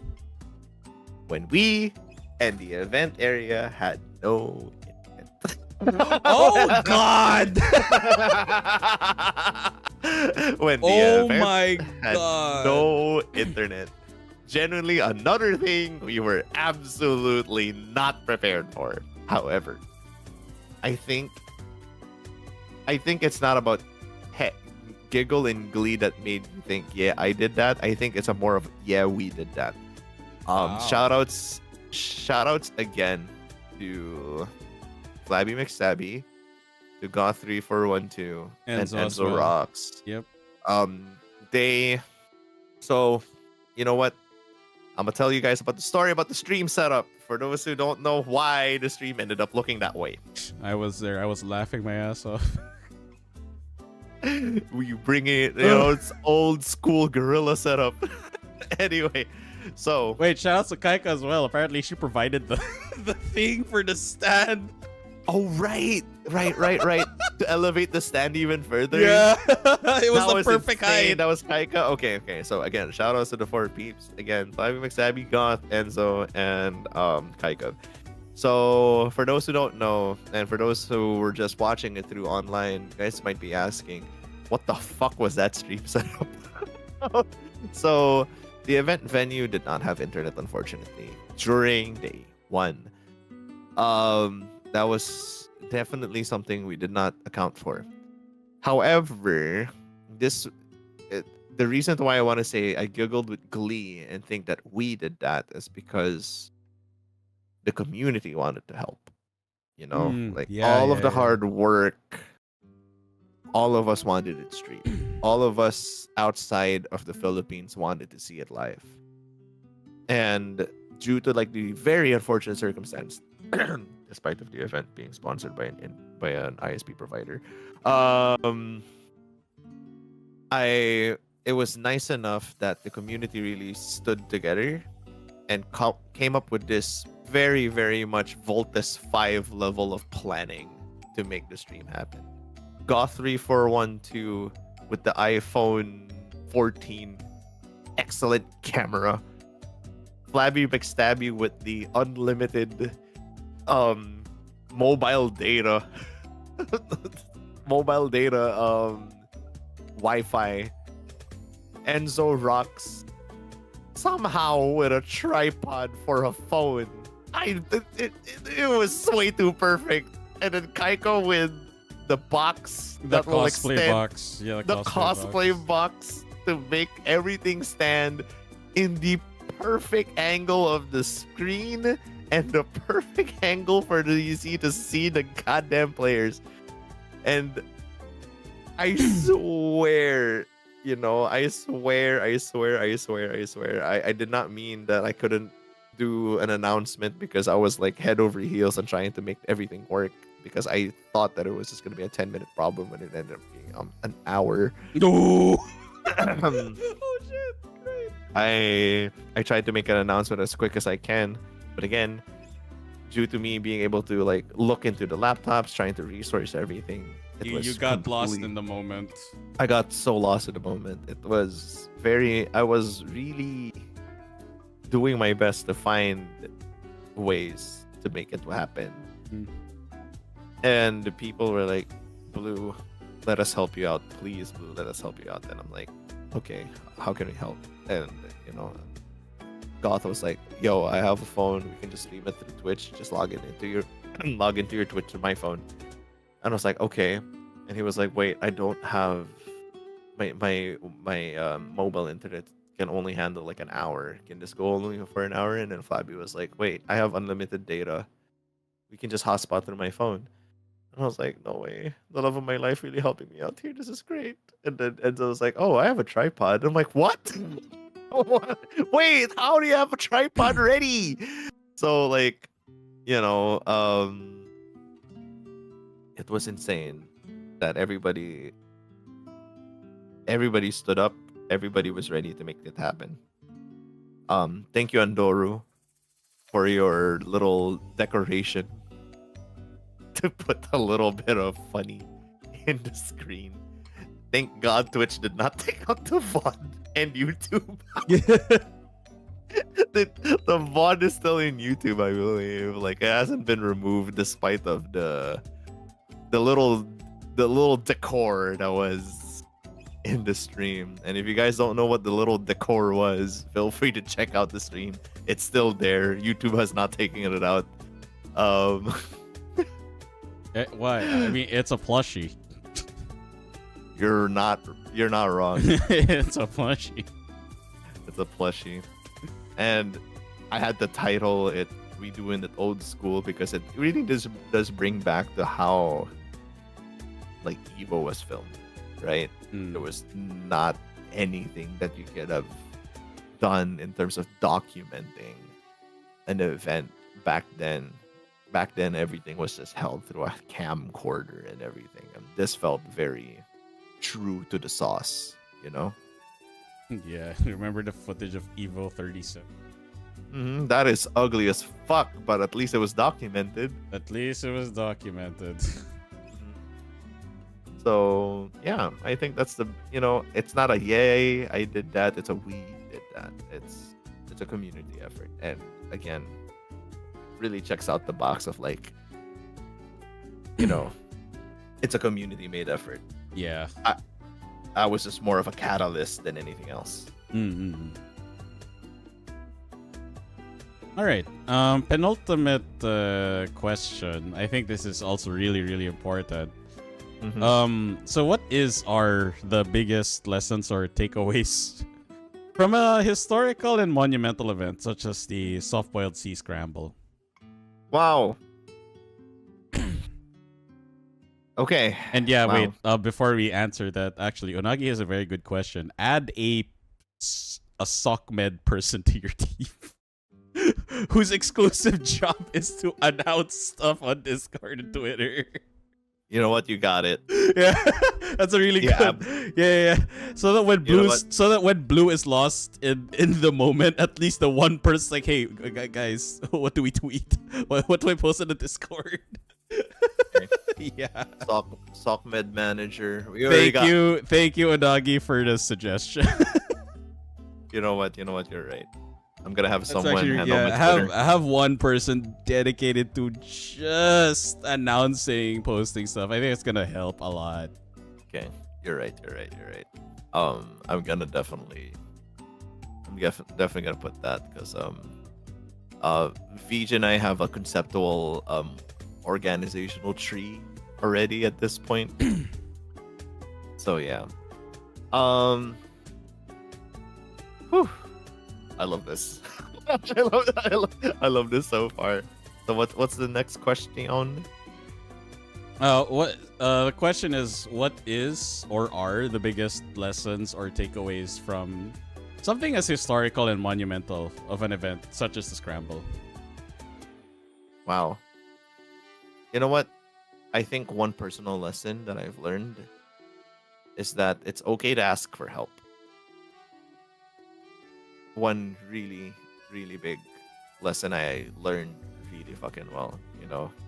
Like back then, during the first round robin, it was just Vij and I. And then after round robin 2, it was a bunch of moderators from my stream, including Flabby, Beanie, Haxard, helping out with the moderation and helping out with the scores. Yep. It's okay to ask for help. Like Flabby, I gotta give a shout out to Flabby, but like she really was like, yo, you need help. Like that's literally per verbatim, yo, you need help. I'm like, you sure you want to help? Just give me something to do. And she's like, just give me something to do. You need help. And I'm like, okay, thank you, baby. And she's like, no problem. Go do your event. I got this. And I'm like, okay. So I think despite of everything, right? I like the idea that a community is always out there to be able to help make things happen. It's not just my dream, but it's our dream. You know, it's a community for it. You know, it's definitely a community for a reason, and I'm just very happy that our tiny stream community has merged with a few more communities as well in the process of this. Mm-hmm. And because of that, I'm just happy that I have more than enough bodies to fall into if ever I do trip. And I'm more than happy I'm very humbled that there are a lot of people who are really looking forward to more seasons of this, and people who are really looking forward to seeing the biggest success that can eventually happen because of this. Right? So yeah, I'm very humbled that people really loved this event. People really had fun as commentators and coaches for this event, and viewers really were invested into the story of the event as well. So yeah, and the biggest lesson, I appreciate the community so much, and believe me when I say I am turning to you guys for any kind of help to make the third season better than this season. And yeah, I think that's the best way to put it. Like that's my biggest lesson. That the community is by your side to help make this dream happen. Because it's not just mine, but it's everyone's dream. It's everyone in Southeast Asia to finally get eyes from the West to see what we're capable of. Yeah. Because like I said, I did not sugarcoat this question. I didn't call this like just a community. No, it is historical and monumental as an event. We got the event got featured on a newspaper. A newspaper article. Like that's big.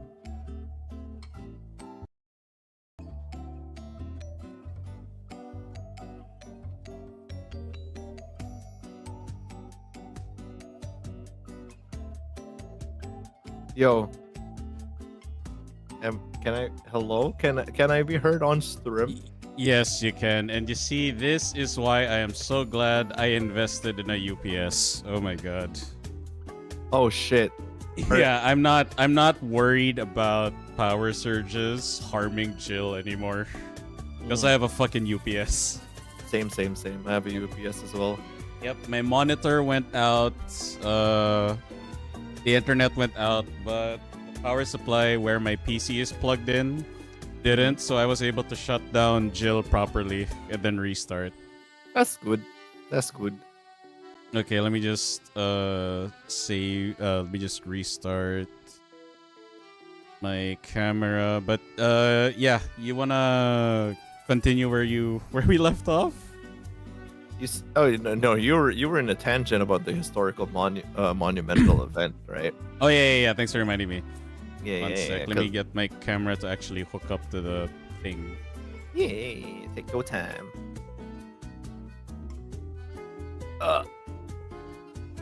Okay, there we Internet go. problems, am I right? I was about to call Flabby, Goth, and Enzo again to pull out.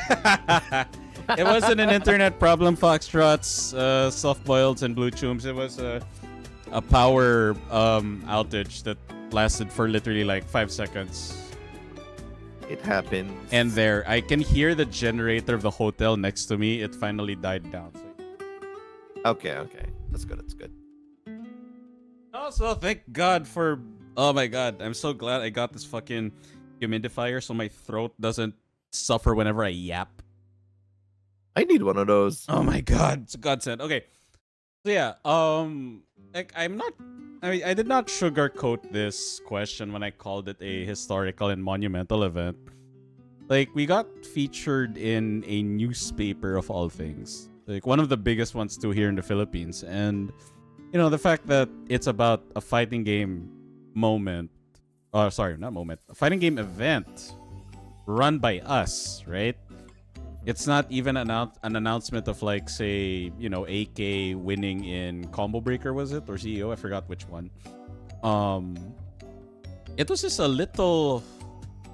It was a humble event run by us that had run by Blue and Vij, that had a very ambitious idea, right? It was run on ideas, hopes, and dreams, and Saiyan says that nothing goes wrong.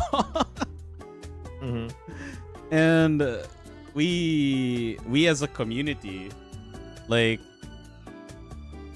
we got reach that far from what we expected. Not gonna lie. Yeah. Far from what I expected to, but like, I genuinely think, right? Because of the because of like the success of it, right?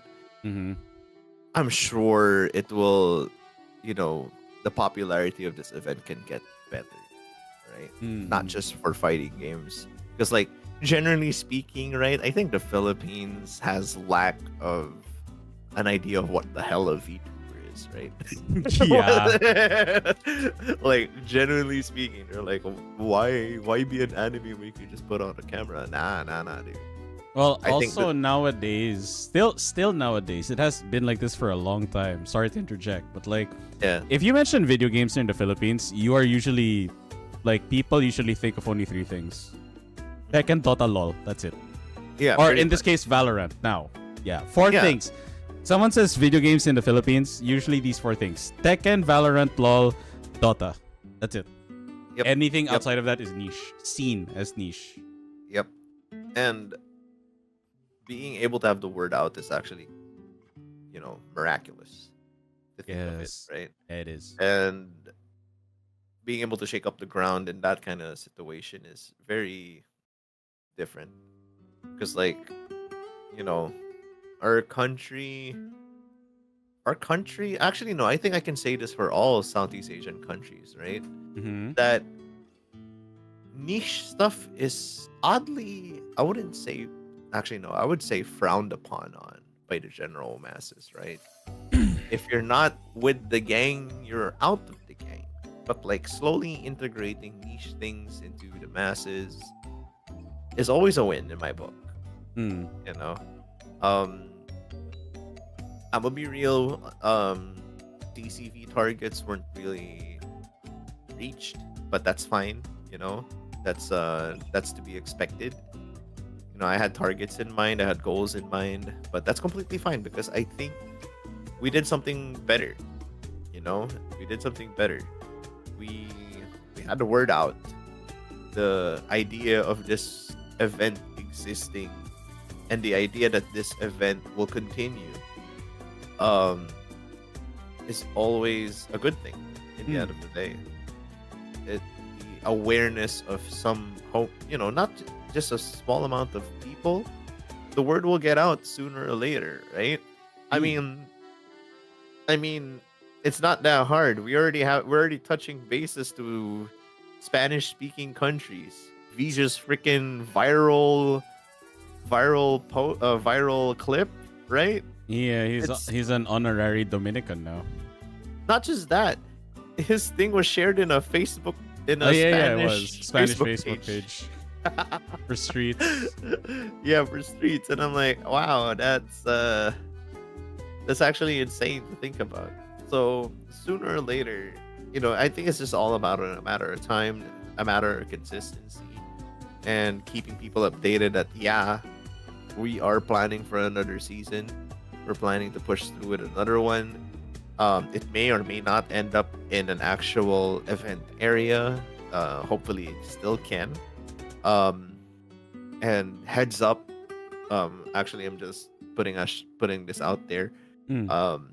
Saigon Cup, FV Major, Singapore, and all of the events out there.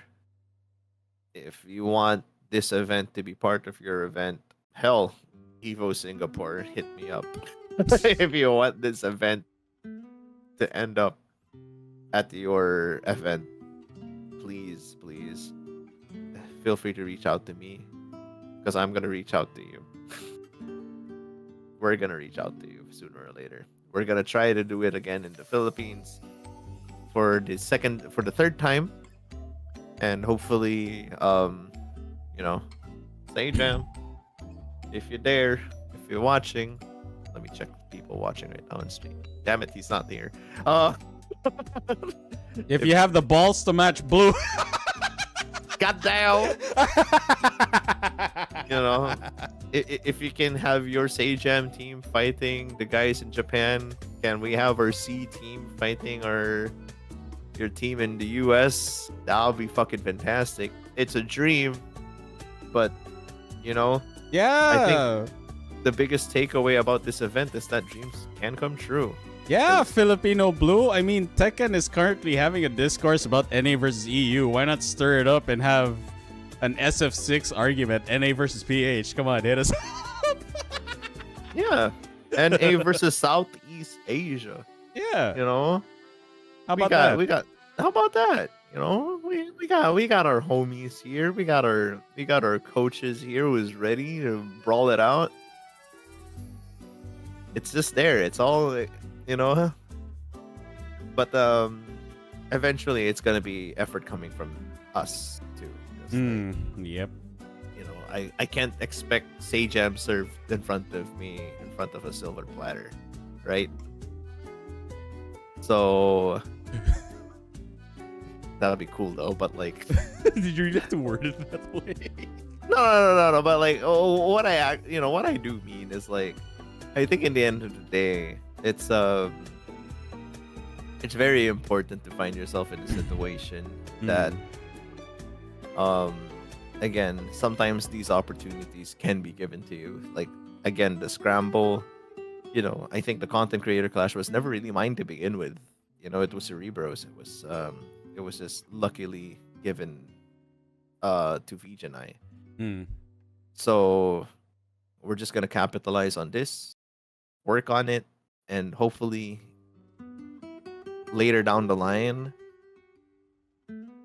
we can finally, now we rub shoulders with the pros of the PH. Sooner or later we rub shoulders with the pros in Singapore, Malaysia, Indonesia, Vietnam. I mean, we already rub shoulders with Chaos. That's a given. But like, maybe sooner or later we rub shoulders with Sajam. Who knows? That's my takeaway. That's a very nice thing. All right, to put a ribbon on this whole put a whole ribbon on this whole Shrine Talk. Last question, right? And this kind of got covered by your takeaway, but let's expand on that a bit. So, what is your message or advice to others who have the ambition and or confidence to do something similar in hosting an event like this, or perhaps to those on the fence about competing in such an event? Whew. Wow. Okay. Let me start with the people who want to compete, right? Do it. Because, like,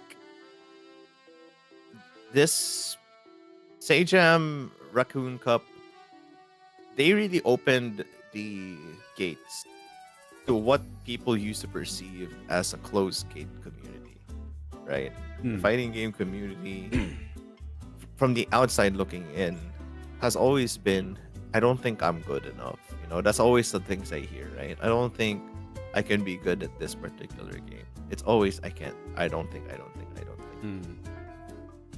Clearly, this format really debunks that theory, that level of anxiety that some newcomers may have to go through, right? Because it's really nice to know that newcomers like Goth, Binuhana, Kaika, Chico, Silas, the fresh eggs are really loving this game. I mean, hell, Silas literally just tweeted a few minutes ago. Sorry, no, my bad. Like last night, about a mic clip in his silver rank grind, right? Learning tech from Vij, and you know, it's not. If you're gonna try to compete for something like this, it's a great opportunity. You rub shoulders with some of Southeast Asia's best players. They'll make sure that you'll have fun. They'll make sure that you'll end up enjoying the game. I mean, it's not for everybody, I'm sure, because, you know, I think it's completely fine that some competitors would end up not ending up playing Street Fighter. But major shoutouts to the guys who wanted to keep going. Like, I'm genuinely surprised, as fucking biased as I may be sounding right now. But when Goth said, "Yo, I uninstalled Street Fighter, but I had to reinstall it because of Nino," right?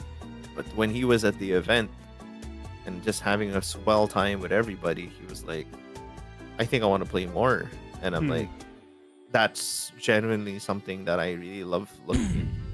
So if you want to compete, go for it. Please do. If you want to coach, though, you better know how to fight someone like Yagami or Alden, dude. But like, yeah, you know. But if you guys want a message for someone who wants to host an event, something like this, want to be partners? We need more help. But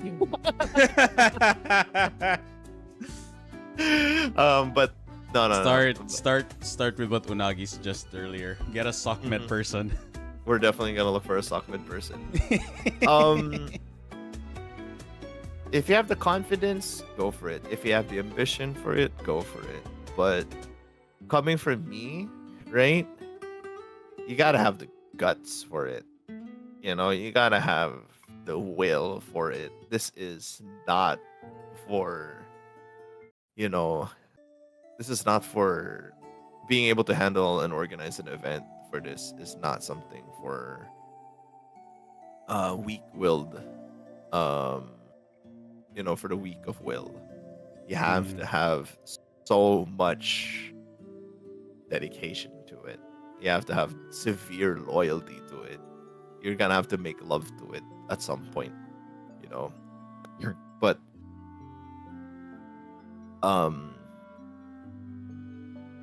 is that gonna be worth it in the end?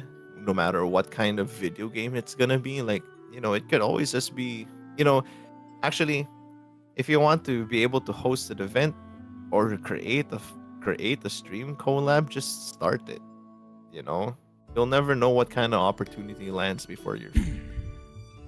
But learn how to love it, learn how to not run away from it, and learn to just learn how to really say that I'm not just doing this for myself and accomplishing my dreams. I'm doing this because I think that people are having fun, people are having a good time, and I'm making a incredible community because of this at the end of the day. And every community is gonna stand by someone who continues to dream. Because I think in the end of the day, we go back all the way from the start of the stream. Handling a handling an or handling a an event like this is like a shonen anime. you're gonna you're gonna have to keep hurdling from one season to the next, and you're gonna have to really push yourself to where you never thought you'd see yourself before. Thank you. Oh, that is very nice. That is a very nice message. Very Thank sound advice for everyone. Yeah, thank you, thank you. Well, from yours truly, from a competitor, and again, this is coming from someone who, probably in the eyes of many, quit fighting games for nearly a year, and just out of like a spark, from I can't even remember where. I was like, you know what? I kind of want to get back into fighting games, Nick. 2025. I definitely did not envision myself in this manner coming back into fighting games through a fucking through a freaking big ass tourney like this. And it's practically a community meme at this point that I'm a fake diamond or a fake plat. It ain't anymore, homie. Yeah, I really am done. I was kidding. It ain't fake anymore, homie. Because there was always this side of me like I enjoy what I have right now. I kind of know what I am capable of, and like I know I have personally I have dipped my toes into competitiveness. There are a lot of things I like about it, and there are also a lot of things I do not like about it. Fair enough. And just because of the fear, not the enjoyment of the good, but because of the fear of the bad, I have consistently stayed away from poking the competitiveness, right? And no matter how you paint it, a tournament is still a tournament. This thing may, like, say Gem Slam, Raccoon Cup, Soft Boiled Scramble. It's a very it has a very broad nature into it, right? You literally have people who have never touched a fighting game, all the way up to people who play this for a living, right? Right. So no matter how you see it, it can literally be as casual or as competitive as the viewer or competitor perceives it. And for me, I still think it is very competitive. That's why even for the first content creator clash, right, the dash in, I was very hesitant to even apply because I'm like, my mindset for not let alone fighting games, but for Tekken 8, I'm just not there. I am not there at all. The big fucking contrast to freaking softball C Scrabble. Like, I wasn't in the mind of, let alone fighting games, but even competing in like something as competitive as this. I'm like, why the fuck did I apply? Right. Because I wasn't doing this because of like Scramble or like the tourney itself. Like, for one, like kind of like a hidden promise, because Blue did reach out to me during the dash in, and others in my community as well were like, hey, are you gonna participate? I'm like, no, I'm taking a break from fighting games. But when I said no that time, I also told myself, I think the next time I get an invite for this, an invite or the opportunity to do it, I think I have to say yes. And fuck me that it happened not only the next year, but literally the start of 2025. You're welcome. I saw the announcement. I'm like, God fucking damn it. This is literally practically after I made that resolution. I'm going to get back into fighting games. And what a manner to do so. And I was not, again, of course, easier said than done. I was not worried about who I was going to get teamed up with, who I am going to fight. Like, my expectations going in was really, I'm just going to press buttons and have fun. That really is it. Like, being good or bad for me is secondary. And that comes from years of work to actually get to that point where I genuinely do not worry too much anymore about whether I'm good enough or bad enough, because that is something I cannot control. I cannot control if I'm better than my opponent, if I am worse than my opponent. I really cannot prepare or control that. Right. What I do have control is whether I'm having fun or not. Yes. And honestly, as maybe a lot of you in the chat like have these voices in your head like you're just gonna embarrass yourself or like you're not good enough. They may be right, they may be wrong, but if you have the urge to prove them wrong or to see just how much credence there is in all those voices in your head, you may as well give it a shot. Because if there is something that is worse than losing or in some way winning, it, in my opinion, it's never knowing at all. Because you did not try. And Exactly.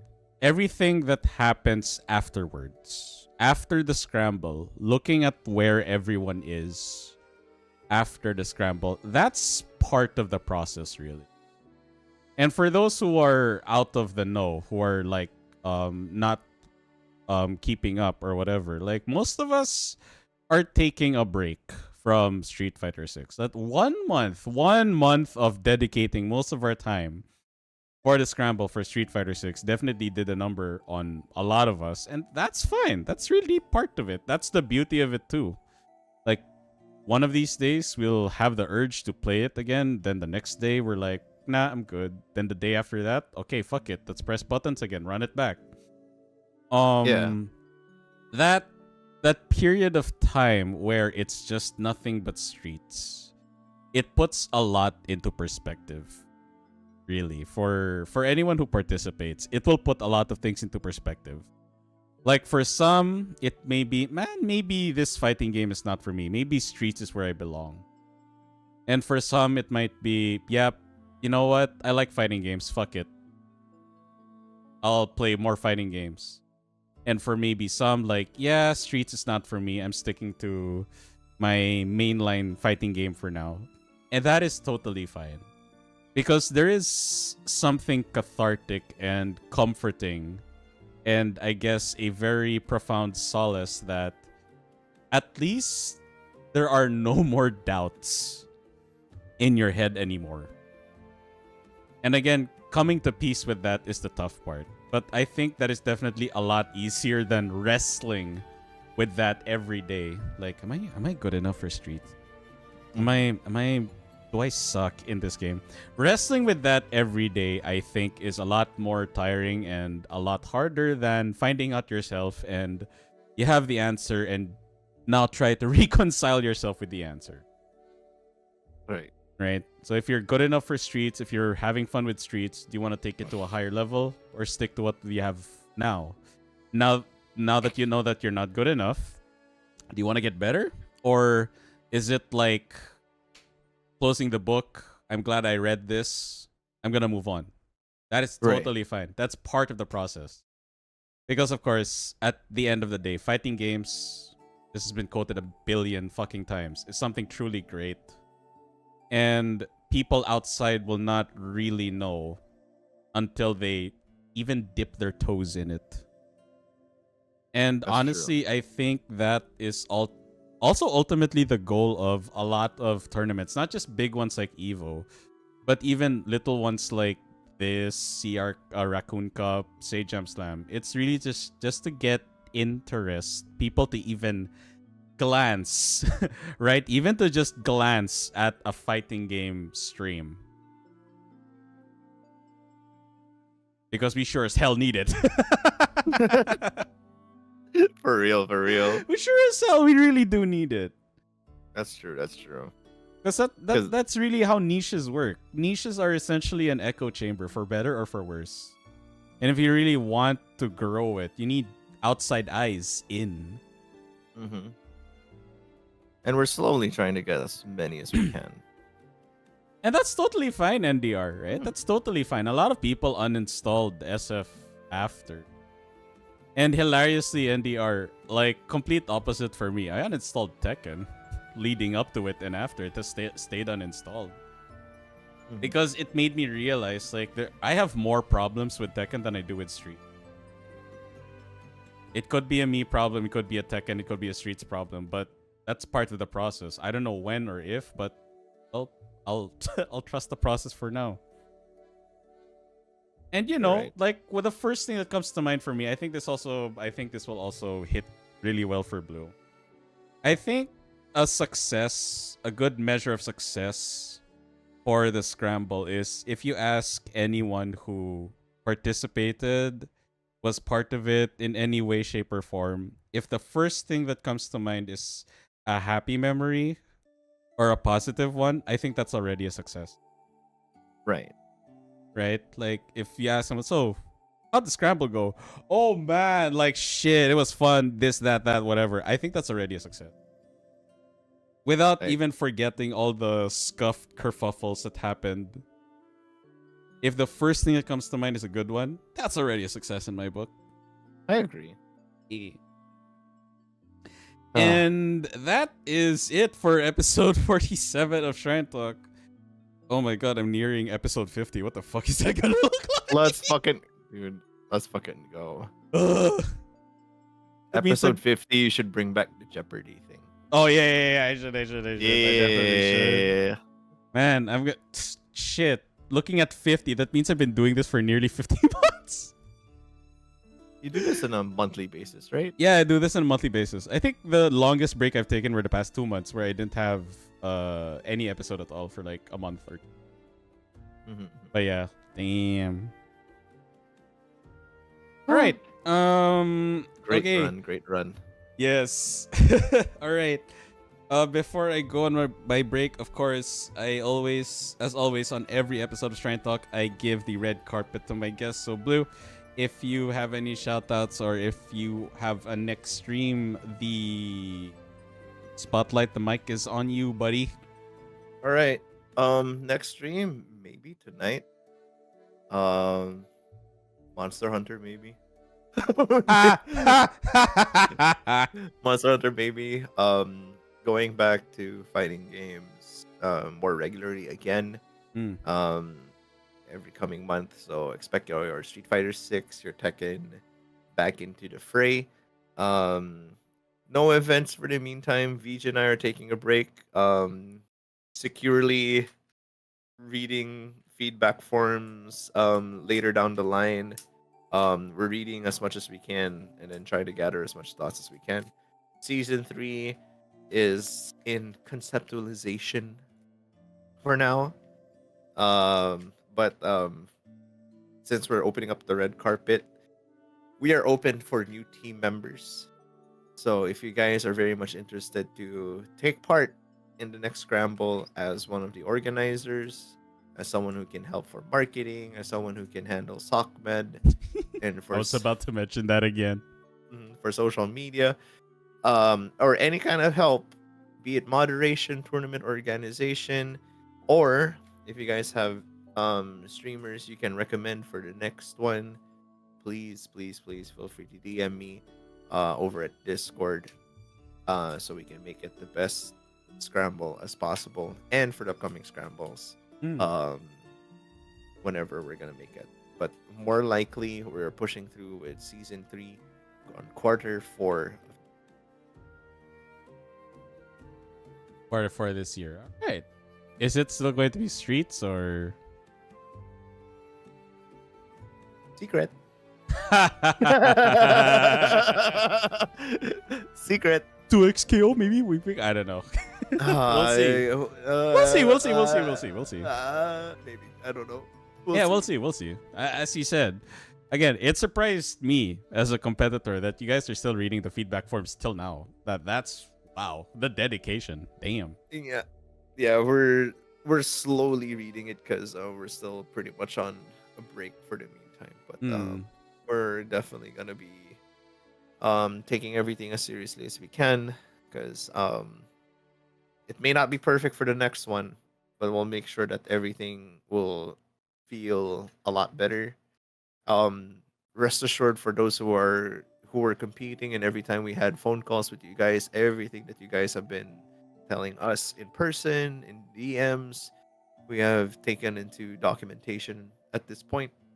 So rest assured everything has been documented. However, we're gonna try to gather as much as we can. But for the meantime, we are recruiting any volunteers who would love to help out for the next scramble. All right, there you go. As for yours truly, Foxtrots, I will be taking a 1 hour early dinner break. Then I will be back. We are going to continue our playthrough of AC Shadows. That's not Animal Crossing. Animal Crossing Shadows, let's fucking go. Somebody called it that in my chat, man. But yeah. I'm sure it was Goth, was it? No, it wasn't Goth. Surprisingly so. God it wasn't Goth. Damn it. Yep. Okay. Yeah, we will be continuing our playthrough of Assassin's Creed Shadows later. Alright, Blue, thanks again for being this episode's guest in Shrine Talk. Thank you. It's an absolute honor, and I've been wanting to talk about it for quite some time, and I appreciate you for having me in your platform tonight. No problem. I also thought the Foxtrots would like a chance also to, exchange stuff about the event. Because after all, like, the reason why a lot of the feedbacks are long is because we care as much. and the longer it is, the more we'll better. appreciate it with love and respect. Yes, definitely. All right, we will see you in our we will see you in our respective streams. All right, I'll leave the Discord, Blue. All right, take care, man. Have a good day. Good afternoon, and I'll see you around, guys. Bye. Yeah.